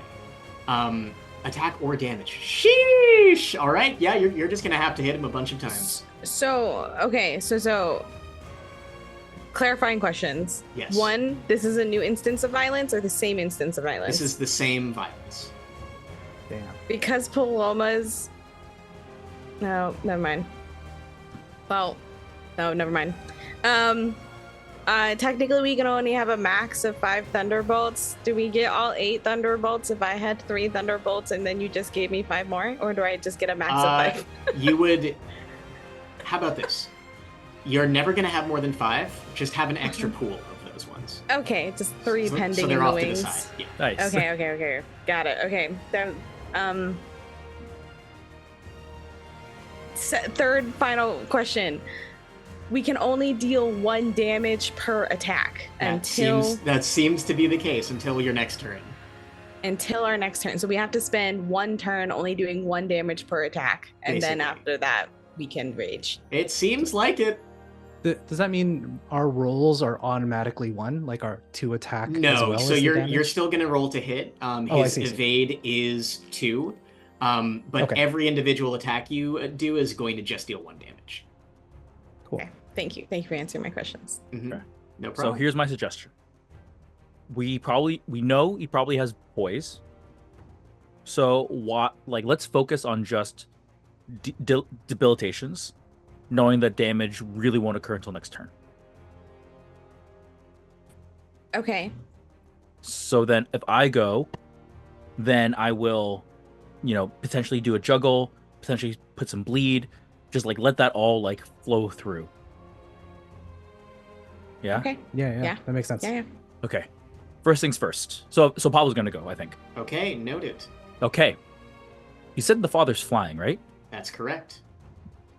Pablo's going to take that Badyang and spend 2 thunderbolts to change the weather. He's going to cough out some blood and then blow onto that Badyang as loud as he can, and blood and gore will shoot out. But from a far, far distance, the winds begin to pick up. I'm changing the weather to be windy. Woo! Okay. So what does this do, Steve? So windy, strong winds, all ranged physical attacks. Sorry, Paloma. Suffer demerit. When a fighter flies, for every tile they enter, they have a 50% chance of being blown away, stopping their movement, and then becoming juggled. Oh my god, okay. That's crazy. All right, sure. So that's my 2 thunderbolts to start off with. Okay. All right. I start off, you're my warlord aura, but I was already at max thunderbolts, so I'm going to keep going here. Mm-hmm. I'm going to start off with my signature move, Lightning Lord style. So as the winds pick up, Pablo, shouts, "Now, strike him." So go ahead and tumble 4, and if you move through him, deal d6. And I don't think you can juggle him, but because he's flying, I don't actually know if that matters. You can still juggle him. He does have poise though. Okay, so if you roll tumble 4 and move through him, we'll inflict juggle, maybe. Okay. Probably just remove. Where do y'all want to position yourselves as you move through him? I think Jace is going to be to 1 tile to the north. Okay.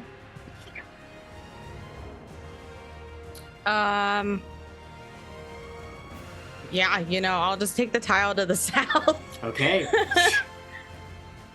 I mean, obviously, I roll through him and then, do a sharp turn. Yep. And end up south. Mm-hmm. Okay. Pablo is going to move up to the father. Okay. And here, use a resounding warlord beat. So I'm going to make an attack first. Mm-hmm. Did we get to attack during that point, or do we inflict violence? Oh, sorry, it's a d6. It's a d6 damage. I see. Okay, which will be 1 damage. Yep. Okay. Got it. So I make an attack. I rolled a 3 to hit, so it'll be 1 damage. Yep, another 1 damage. I inflict bleed. Okay, noted. He is going to use a poise token to ignore that. Excellent.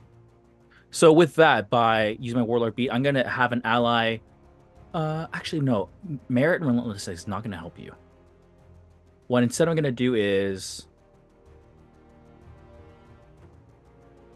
You always have guard as an option. You also all have rally as an option, which recovers a big chunk of your HP. Now might be a good time to do that. It is, but at the same time, debilitations. It can only attacks can only do 1 damage until the end of this first turn. Yeah. Oh, this is a real pain in the butt. Uh-huh. This is a real pain in the butt. It's a real thinker. Yeah, I'm still going to do that attack. I'm going to give an ally 3 merit and relentlessness. On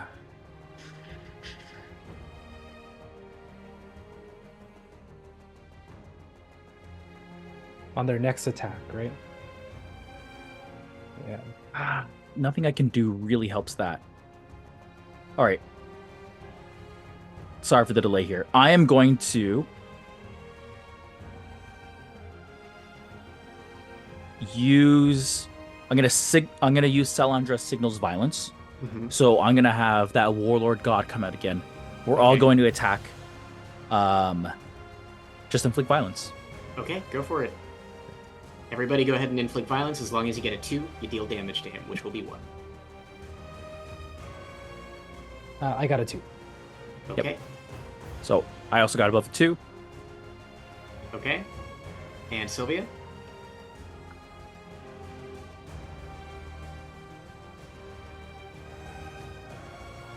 I got it too. Okay. His evade is 2. You're in my Warlord aura. Oh! Okay, because yes. okay. Both of us are. There we go. All But right. it actually doesn't matter because you only deal 1 damage. 5 damage. Yeah. Hey, 5 damage knocked off of him again. He has less HP than Don Tempestos, so it's. And I inflict bleed again. Okay, he's ignoring it. He's used 3 of his 5 poise tokens. Yay! All right. that I'm gonna attack one more time. Okay. This time with demerit. Okay. 2 demerit, right? Yes. So you're gonna roll 3 demerit. die, take the lower. Yes. If you're making another attack. 5 and a 1. I'm gonna spend a thunderbolt and reroll the 1. Okay. And I got a 4. Okay. There we go. So 1 damage, and I inflict bleed again. He's already down to 1 poise token. Okay, this is about to go silly. All right. So does bleed affect or not affect? It does. It does not affect. He has 1 poise token left, Okay. and then after that one is used, he can be affected. Okay. So I could have used the attack to trigger another violence from someone else. You'd have demerit on it, or I can give you merit and relentless. Doesn't really help because we're all gonna do 1 damage. I think I'm gonna trigger someone to do an attack. Does anyone have Jace? I think you have like a debuff attack, right? No, not in inflict violence. In a signature, I do, but Okay. yeah, unfortunately. Okay. In that case, I'm just going to inflict the violence, and the next attack is 1d4 extra, but it has no effect. So it's, in essence, I've done nothing really. But Whose I've next eaten a lot of attack- poise. Whose next attack would have 1d4 extra? Any allies. Okay. Or sorry, any attack against this target. The Okay. father. Is that Noted. reduced by forgiveness or just? And any individual attack deals 1. But this would be an augmentation of it. I guess it doesn't matter. The next attack against the target gains 1d4, which would Right. just result to 1. Would just because it's a roll. I got it. Yeah. I got it. All right. So, Pavlo, I am so sorry to use you as the example here, because it doesn't seem fair. But Pavlo, you immediately on your turn take 9 points of damage as blood just bursts out of your mouth. Because Father Ignace Corazon has an ability called Gnostic Smite. You have 1 minute and 30 seconds to take a turn, or else you take 2d8 damage. Okay. So now he is going to take his turn. He is going to do Reprimand. This deals a d8 of true damage and inflicts slowed, meaning half speed, on all of you. So there's no resistance here. This just ripples out. That would be Is this an 7 area points attack? of damage. This is an area attack. So then would my sash just do 1 damage to him? I suppose it would. Okay, so he's taken 7 points of damage so far. Honestly, not bad. And you know what? He's going to attempt to make this difficult to you. He's going to attempt to move through the water. So he ignores all terrain, and his speed But it's is- windy. But it's windy. Every tile he moves, what happens? 50% chance to become juggled again. So Okay. first of all, so he's not juggled because of the poise. Okay. Steve, you activated the windy, right? Yep. So I'm going to roll on an even, Yep. juggled on an odd, fine. Okay. I rolled a 6, juggled. Okay, he uses his final poise token to ignore that. He's just going to say, "You filthy Kadungganan." It also stops their movement immediately. Yep, understood. Okay. Sheesh. All right. Yeah, he has some big attacks, but that's his turn. Cool. A Kadungganan may riff now. He's out of Sorry poise tokens. to interrupt. Paloma, when you got attacked, that was an area effect. We all took damage for that one, right? Yes. We all took damage. Okay. Yeah. So that puts me at 2 extra wounds. That's 5 wounds, right?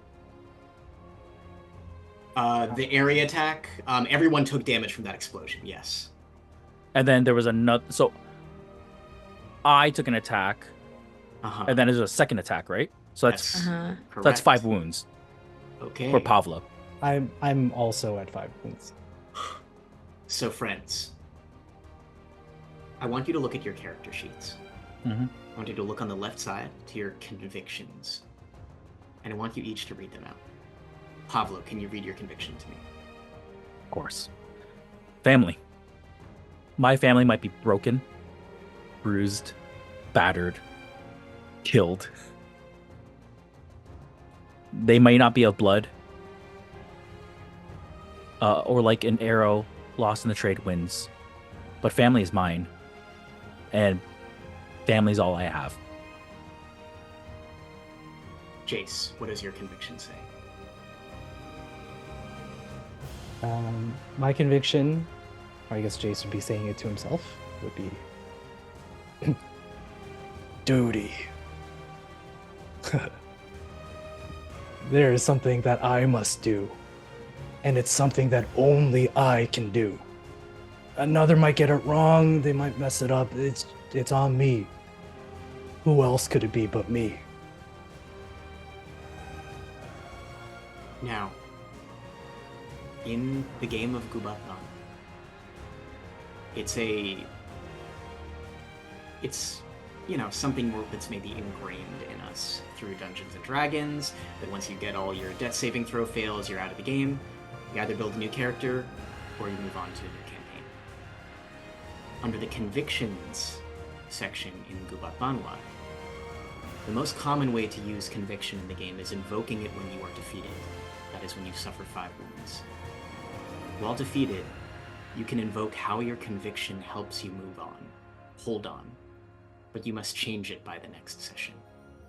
Pavlo and Jace, this is not just a game of the GM trying to beat you or you trying to beat the GM. We are here trying to tell a story at this table. Your characters will hold on with your convictions of family and duty, so long as you are changed after this. But I'm going to put it in your hands as capable storytellers to decide what these wounds mean. If you think it's most appropriate for Pavlo or Jace to drop dead after the battle, that absolutely can be the case. If you think it's more appropriate for them to hold on, changed forever, that's also within your hands. And I'm trusting that to each of you. As each of you take this deep inhale, Steve, I want you to describe to me how Pavlo holds on. Pavlo takes that inhale, and that noxious fume permeates through the lungs, through the blood, through flesh and bone. And Pavlo sees the world begin to fade, blacks out a little bit. But Jace had made something very clear, a dream. That dream had been as close as possible, closer than he ever thought could be real. All of a sudden, that dream that was so far away seems so close. It seems like if we could just have another day, we could be on that beach. We could grill fish. We could crack coconuts. We could drink. We could roll around the sand. We could swim in the ocean again and feel the salt in our wounds and laugh and cry and sing and dance and be a family again. Jace. And this person is taking it away. Pavlo reaches out to that memory, smells that fish, feels that sand, feels the sun, smells the sea, and just refuses to give up that dream. He wants it so badly. He wants it. I think he's going to change his conviction at some point when you tell me. And I think now this dream, this paradise, he's committed to it. Pavlo the cynical, Pavlo the sarcastic. What helps you hold on is something so antithetical to the person you were but a week ago. It's hope. Jace, how do you hold on?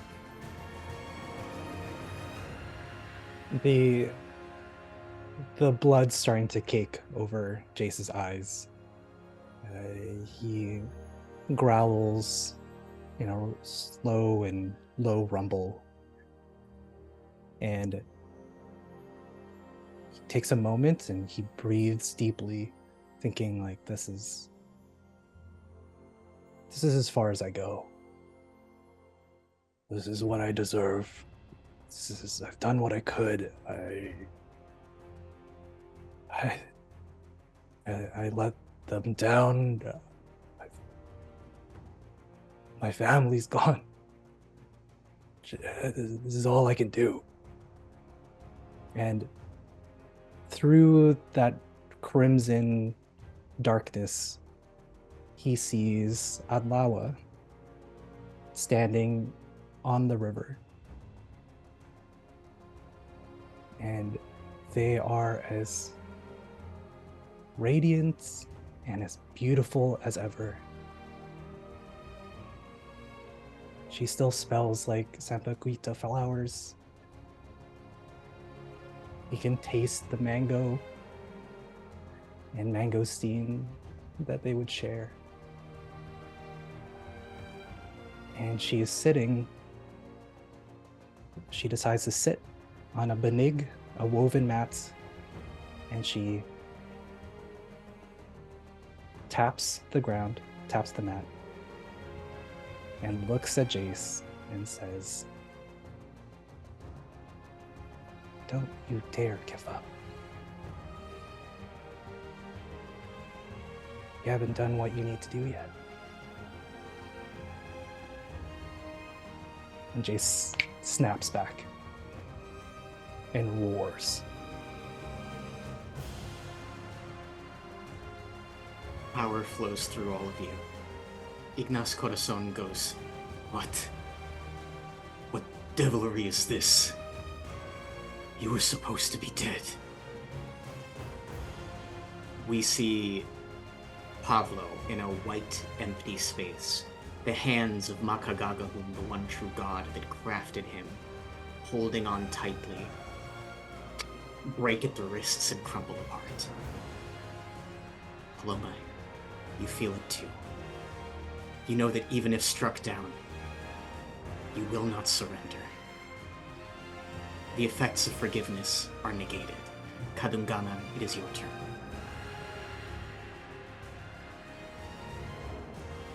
I have an idea. I don't think there are rules to it. But I'd love to try. So maybe I can describe what I'd like to do. Yeah. And let's work together to try and figure it out. That spot that Jace saw Adlawa is right in the middle of the river. So it'd be 2 squares north of Corazon and 1 square over. Okay. To the right. Okay. Yeah, right there. So I'd love for Jace to grab Father Corazon by the throat, drag him along the riverbed, hitting him against rocks. He has no poise tokens to resist it, so it's certainly possible. Awesome. And then use Dragon Layer Pamaagi to create a pit.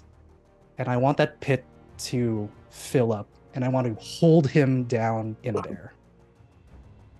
He can fly, he can do whatever he wants. I have 2 breaks.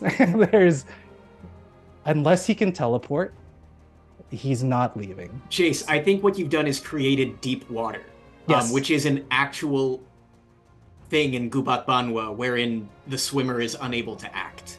Amazing. Except for move, which you can prevent. Yes. All right. Let's do that. And then, so that's all of my movement. Yep. I'd like to use 3 of my Thunderbolts to get another beat. Okay. And then I'd like to rally. Okay. So Jace is done dying for his goals. He wants to live and see the result of them. So I'd like to get as much health back up. Okay. And so that can I use? I guess that's as much as I can do. So I'll have essentially a sliver of poise left, but I'm holding him down, and that leaves me with 3 Thunderbolts. Yep. You all see Jace, as soon as he has an opportunity, rally himself, grab Corazon by the neck, drag him, shouting into the water. You see his crocodilian back surge with muscle, and then slam into the water, causing a pillar of it to explode skyward. And then all the water rapiding down the mountain starts... Cool. You can see Ignace Corazon's arms flailing as Jace holds him down. Wow. Anything else, Jace? That's literally all I can do. Okay. That's it. He doesn't have a teleport, and he can't act in deep water. I think the only thing... Oh my god, wow. All right, he can't take a turn. Who wants to go next? Okay, Paloma will go now. All right, go for it. Nice. Oh my god. The emotional roller coaster I've been on. First off, Paloma sees her two companions, friends, family, greater than family, almost perish before her eyes. And she did tell Pablo she'd be very, very upset if he died first. This rage bleeds out of her as she lets out this roar, almost as powerful as Jace's roar. As she's spending 5 thunderbolts for her liberation. Sword imbue Oracion? I'm not sure if that's how you pronounce it. Oracion. Sorry. Mhm. Okay. I spend 1 beat. Wind flows out from me. As all allies in burst 5 gain plus 2d8 to all melee and ranged attacks until the end of violence. Okay. She looks at Pablo. She gives him a nod. And then she activates her Mentala of the Almid. Because he's within 4 of her. Mm-hmm. It is a ranged attack and it is windy, but she's also within Pablo's aura. So is it just a flat roll? I think so. Oh no. Or does, Wait. does Pablo... No. No, it just adds 2 to whatever. It just adds 2. Okay, so I still roll with the demerit. But then he's Okay. also down an elevation, so I So think that it's- cancels. Oh, yes, you're right. Merit? He is... So it's a flat roll. We're back It's to just a flat flat roll. roll. Back to flat rolls. Yeah. Okay. And liberation got broke, or not liberation, the Forgiveness, yeah. forgiveness got broken, so we actually do damage now. Yes, that's correct. Yes. Okay, that's a 3 on the die. Okay, yeah, it's gonna hit. Okay, plus 2 is 5. Plus my 8 of spirit, which is 13 versus his resilience. Okay. Also, Now, Jace, you didn't actually attack the father there, right? Technically, Dragon Lair Pamagi does do damage, so I did forget to roll and attack, but I rolled a 3. I forgot to communicate that. But Oh, okay, gotcha. Okay, rolled a 3. It, it would have been 9 all in all damage against his parry. okay, yeah, cool. yeah. Good. So there is a d6 floating around that was going to go to the next attack here. Oh. Julie, does it matter? Can I give the d6 to Paloma here? You can give it to Paloma, sure. Yeah. Yeah, Oh, sure. sure. Let's just, make Yeah, it up yeah. here. Pay that debt. Yes. casual, that's a 6. That's a 6, yo. Oh my god. So I didn't say this out loud because it's something I realized that should be happening. Uh-huh. I'm having him take damage every time a turn goes by because he's being crushed by the water, basically. Yeah. So Ooh. he's already Okay. taken 22 damage. Great, because that was that. Yeah, because Mm-hmm. okay. All allies within burst 3 of him, including myself, but I'm not in burst 3 of him. That's okay. Mhm. Gain strengthened and relentless until the end of the next rift. Great. I spend my 3rd beat to do the flurry, where I teleport adjacent to him, and I make the following attack, annoying combo breaker. Okay, yeah, and it's with merit. And it's with merit. So, and it's a melee attack. Uh-huh. So, okay. Oh god. Got big numbers ahead. Whew! Merit, that's a 4 on the die. Okay. Okay, which is the max number on the die. So you roll another d4. Right. Oh my god. Can I just use the one? Okay, no, you know what? I'll just. Oh, that's another 4? Okay, so that's 8. Go. 8 damage on the die so far. Do I keep rolling? Yeah, you keep Yeah. rolling until you don't get a 4. Oh my god, I need more d4s. Okay. Okay, that's a 1. Okay, so Okay. that's Okay. 5 dice damage Mm-hmm. plus 6 of my ferocity. So Okay, that's 11 Uh-huh. versus his parry. Okay, noted. As these wild cats and tigers overwhelm him. Mm-hmm. And because I made a melee attack, and I have a pool of thunderbolts because Julie is so nice to me, I'm going. Can I burn all 3 of them? You may. As you do, because your turn has elapsed a minute and 30 seconds, Oh yeah. his Gnostic Smite, he's going to desperately reach a hand at him. A burst of light will hit you for 8 points of damage. That's giving you fine. more wounds. I was on wounds, so You I continue don't- to persist. I continue. I laugh in his face as he hurts me, and everybody. I'm just gonna spend a thunderbolt for everybody, including myself. Uh-huh.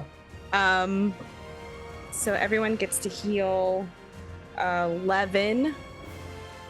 Everyone gets to heal 11. 11. That's a lot. Jesus. Ugh. Heal it. Nice. And that's it. That's everything. As Paloma's standing over him, bleeding on him, possibly. Yeah. The blood is mixing with the water so quickly.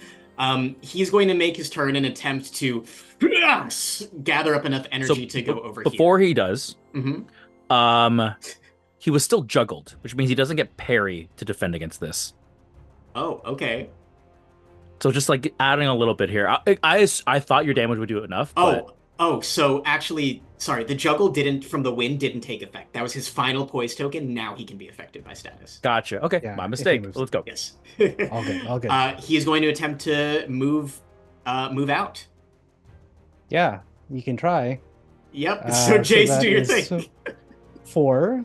Yep. Plus ferocity, that's 10 versus parry. Okay. Yep. So that's 6. Great. He can't move. Period. Like he can't even take another. So rift to try and you move may again. inflict violence. So I use Dragon Lashes out. Excuse me. Uh-huh. When an enemy tries to leave adjacency, I can inflict violence as long as I do 1 damage. I force stop movement, Okay. expending all their movement. I assume. Wow. So there's no more for his turn. He can't do anything. Ross, this is the craziest combination I've ever seen. Just so there is still some tension, I think I should be taking damage too, because I'm. take 10 points of damage. Yeah. Okay. Great. I'm giving you, because this has been such a poetic number, 4 turns to end this. I believe all Kadungganan have rift, so we're back to the top. He's going to attempt to move out again. Ross, go ahead and roll an attack. 'cause Yeah, he can't do anything else. This is I crazy. have 2 breaks thanks to my enlightenment, so I get Yep. to do it again. Yep. Fantastic. So that's 7. So Okay. close. Plus 6. That's 13 minus his excuse parry. me, minus Okay. parry. Is this supposed to be a melee attack? They are melee attacks. Yeah. Because you get plus 2d8 to all melee and ranged attacks until the end of violence. Right. So let me add 4d8 Sorry, to Julie. this. That's okay. Wild. 4. Thank you. 4, 7, 9, and 13. Additional. 13 additional. Okay. Okay. Okay. Wild. All right. That's his turn. I'll be real with you, Kadungganan. It's in the single digits now. I'll allow one of you to take the reins. If you hit, if you do it, mathematically, we can all do it together. Who feels confident? I could lightning strike and actually have us all attack at the same time mechanically. That sounds Holy amazing. shit. do Steve, it. yeah, go for it. So His evade is 2. Pavlo leaps through some strength given by some divinity onto that rock south of the father Okay. and shouts, and the rushing of the water maybe drowns it out. But the call is clear. So Paloma and Jace can roll up to 4. I assume we just kind of switch places here. Mm-hmm. We deal the 6 damage. 6 damage, yep. Any more poise juggled? No, he's done. He's juggled. All right. 6 damage. Uh-huh. And then Pavlo doesn't even speak the command. Doesn't need to blow the Badyan. This is all natural. All 3 of us attack once more time. We all inflict violence. And unless every single one of you rolls a 2 or a 1, it's over. I rolled a 3. Keep the tension Okay. up. Okay. Yeah, gotta walk the line a little bit. I rolled a 2. Okay. Pablo? Or excuse me, Jace? Oh, Paloma, you're my warlord aura. No, you didn't. Oh. I rolled an 8. Okay, hold on. One more. Friends, Yeah. it's 2. with 3 posture left. Kadungganan. How do you save the island? I'd like to just set this up because there's this deep pool of water that Corazon's been kind of struggling up to, hence Paloma's been able to attack, and Jason's been pulling him down. And in kind of in a sense of like a wanting to stand for freedom, he actually lets him go, and he starts to rapidly swim up to the surface of the water. And that's when Jace, from the depths of this river, roars, and the water just explodes out, so that suddenly it's this dry, open space. Water's trickling down, it looks like a mini waterfall. And Corazon is suddenly, in one moment, swimming, and then suddenly in the air. And the 2 of you see him, and then Jace propels himself up and meets the 2 of you to attack. And I think as he's kind of thrust up here, Pavlo, ever knowing opportunity when it's there, holds out a blade, as it were. And as Jace propels and brings the body up, Pavlo only focuses on holding the blade still, keeping it in there as the wind rushes past them, as the waves rush past them, and lets nature take its course. And that blade cuts a very clear line through the body.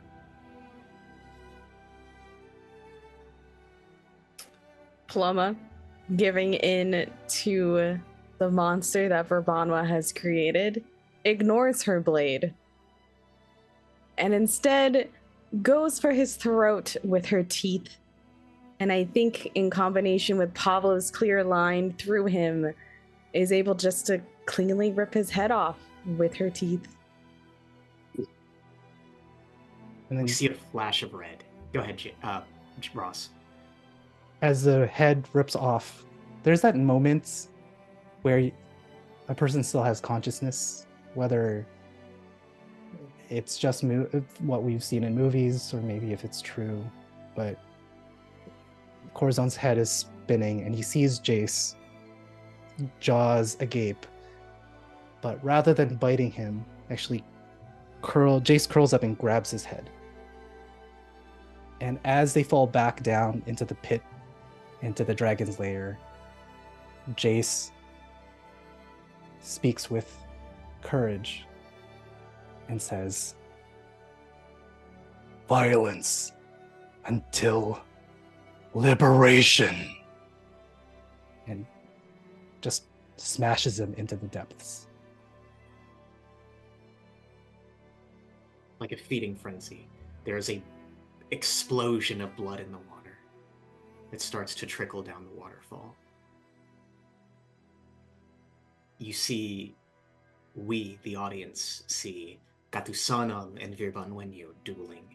And as this waterfall crashes in the background, the water rushes blue and red.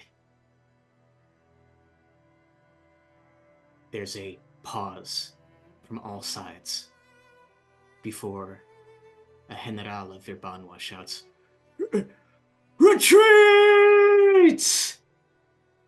And everyone starts running.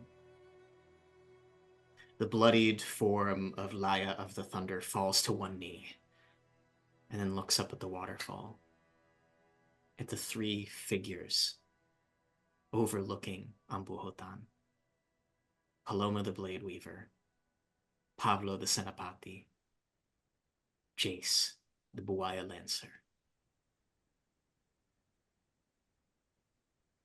And we end our final combat. All you hear are the sounds of rushing water and running footsteps. Ambuhotan is saved. Kadungganan, specifically Pablo and Jace, Steve and Ross. I want to know, with all of your wounds, your convictions, are they enough to allow you to hold on?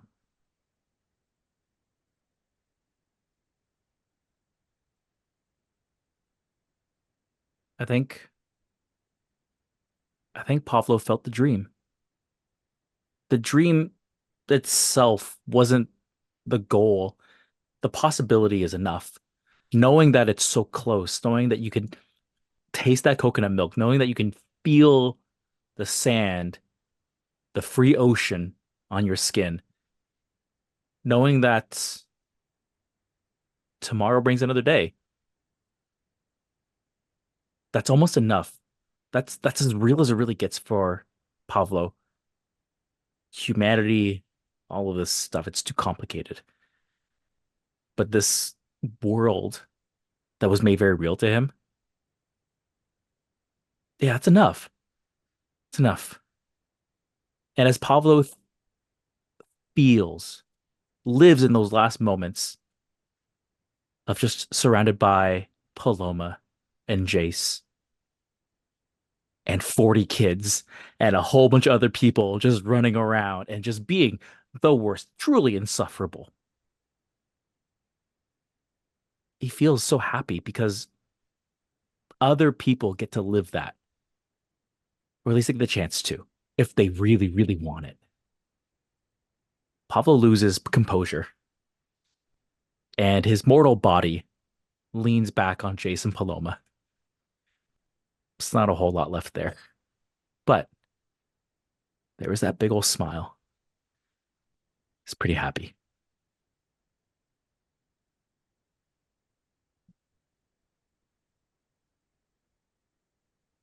And we'll hear from Jace, and I'd also like to hear from Paloma.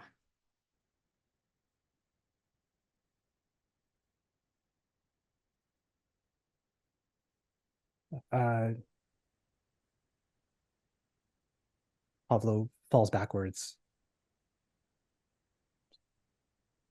Pablo. Pablo. I know. Come on, man. Paloma. Do you have some healing or something? Pablo.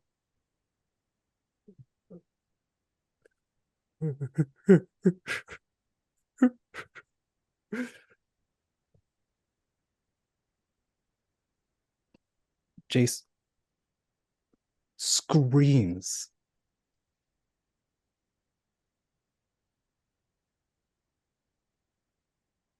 And then he feels a hand on his shoulder.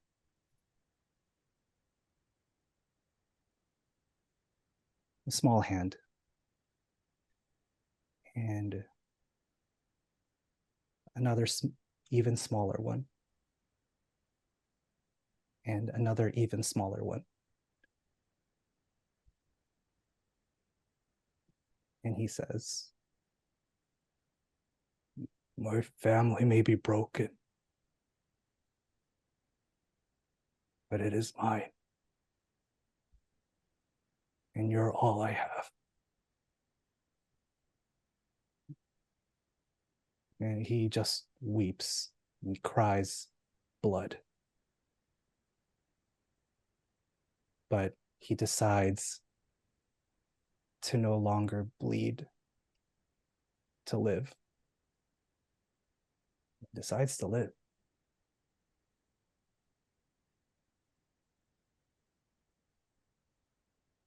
Loma, how are you feeling in this moment?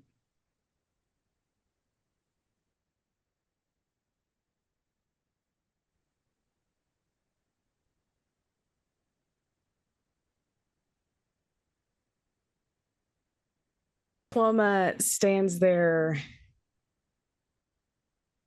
in silence, doesn't react when Jace is asking her for help.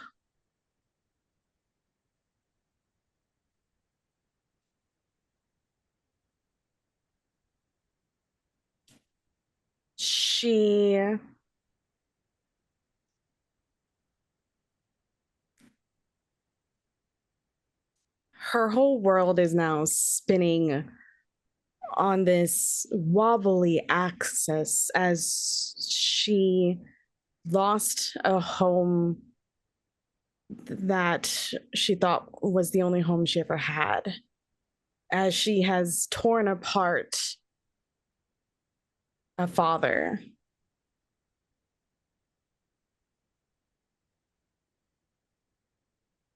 And she has torn apart somebody who was her hero. And she has lost a brother.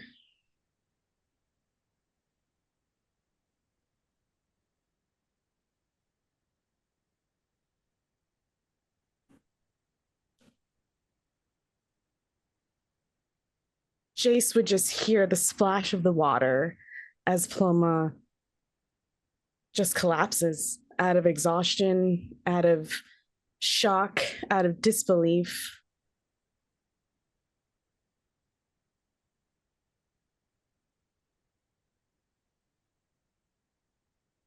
Ploma goes over the waterfall, the little waterfall that's right next to us, as she lets this river take her body. And she's submerged in the water. All of these bubbles and foam and fish and garments and blood and bits are floating all around her.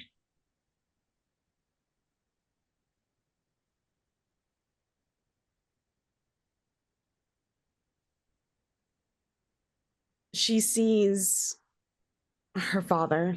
She sees her mother in the foam, in the bubbles.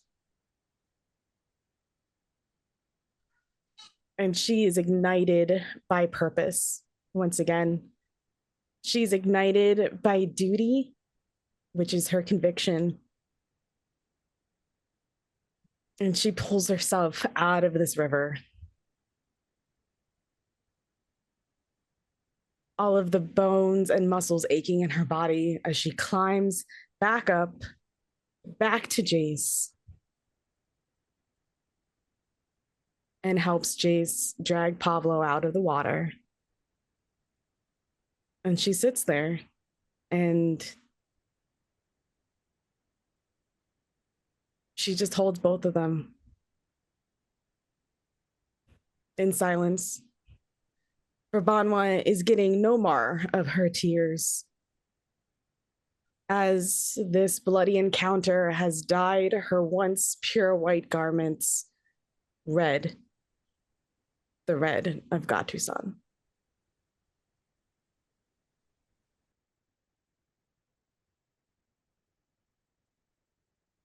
Ooh.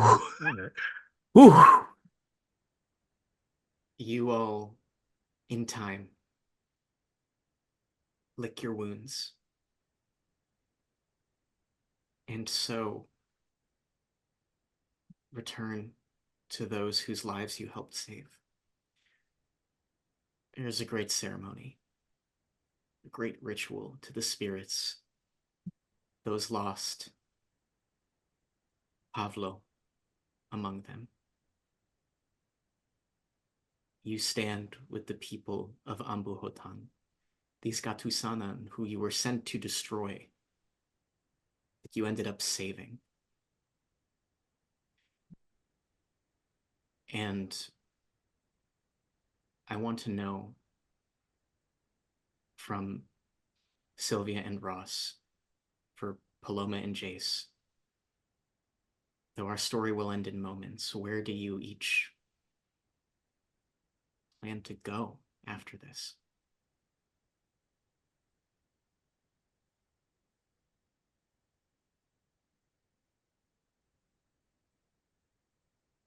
I think for Jace, it's pretty straightforward. This is his home. It always has been. The island is the mother he never knew, and the family he's always had.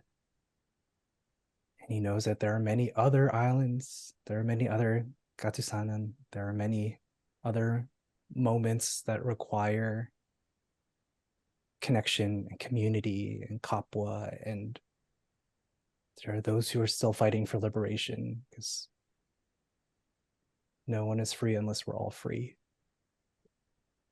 That's true in our life as people, and it has to be true in the stories that we tell as well. So Jace fights, and he stays, and he lives, and make sure that Pavlo has a shaded spot. And there's always coconut milk and a hammock. And he tells the kids that they should play there. And that spirit of the man whose hammock this is may try to scare you, but he's really, really nice.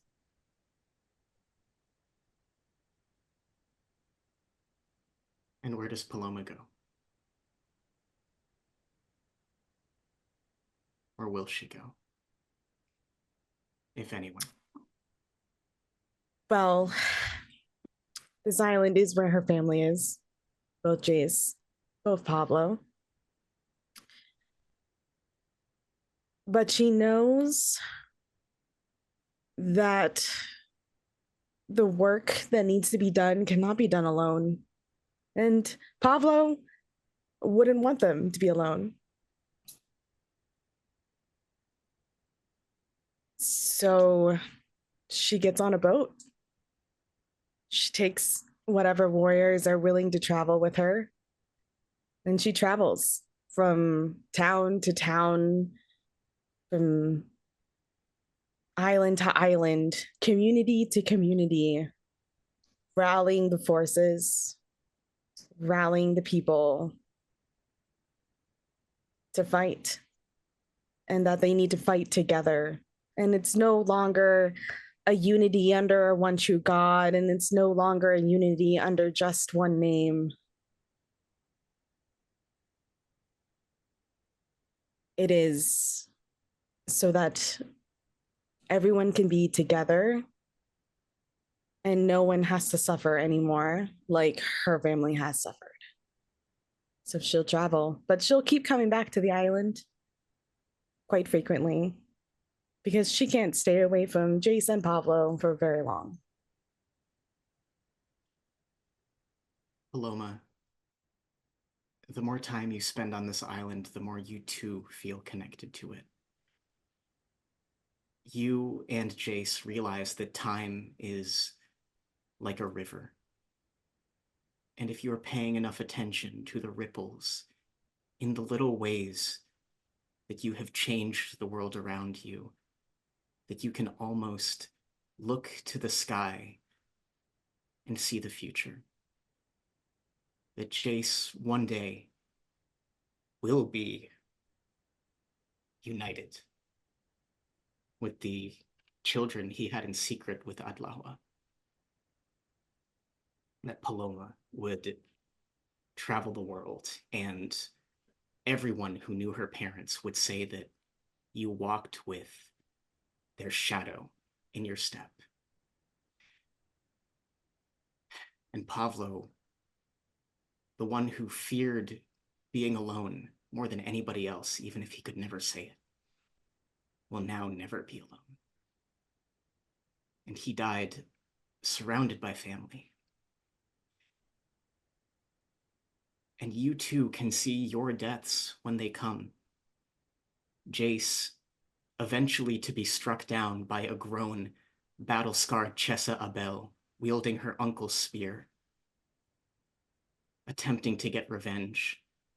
Your children spurred on to action as well. Paloma, surrounded by family,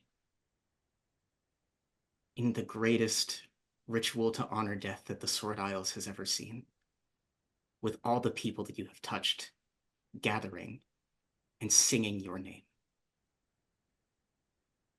And Pavlo too.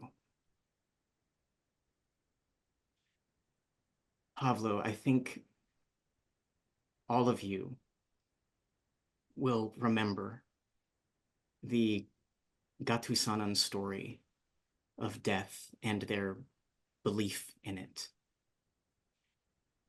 Though this is not the story of how you died, it is ultimately the story of how all of you lived. You know that death will come to all of you. But in Gatusan, it is said that those who perish will be taken by the wind. Their spirits carried heavenwards and into the endless sky.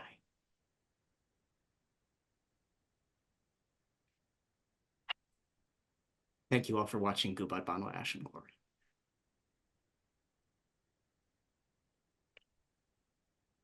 I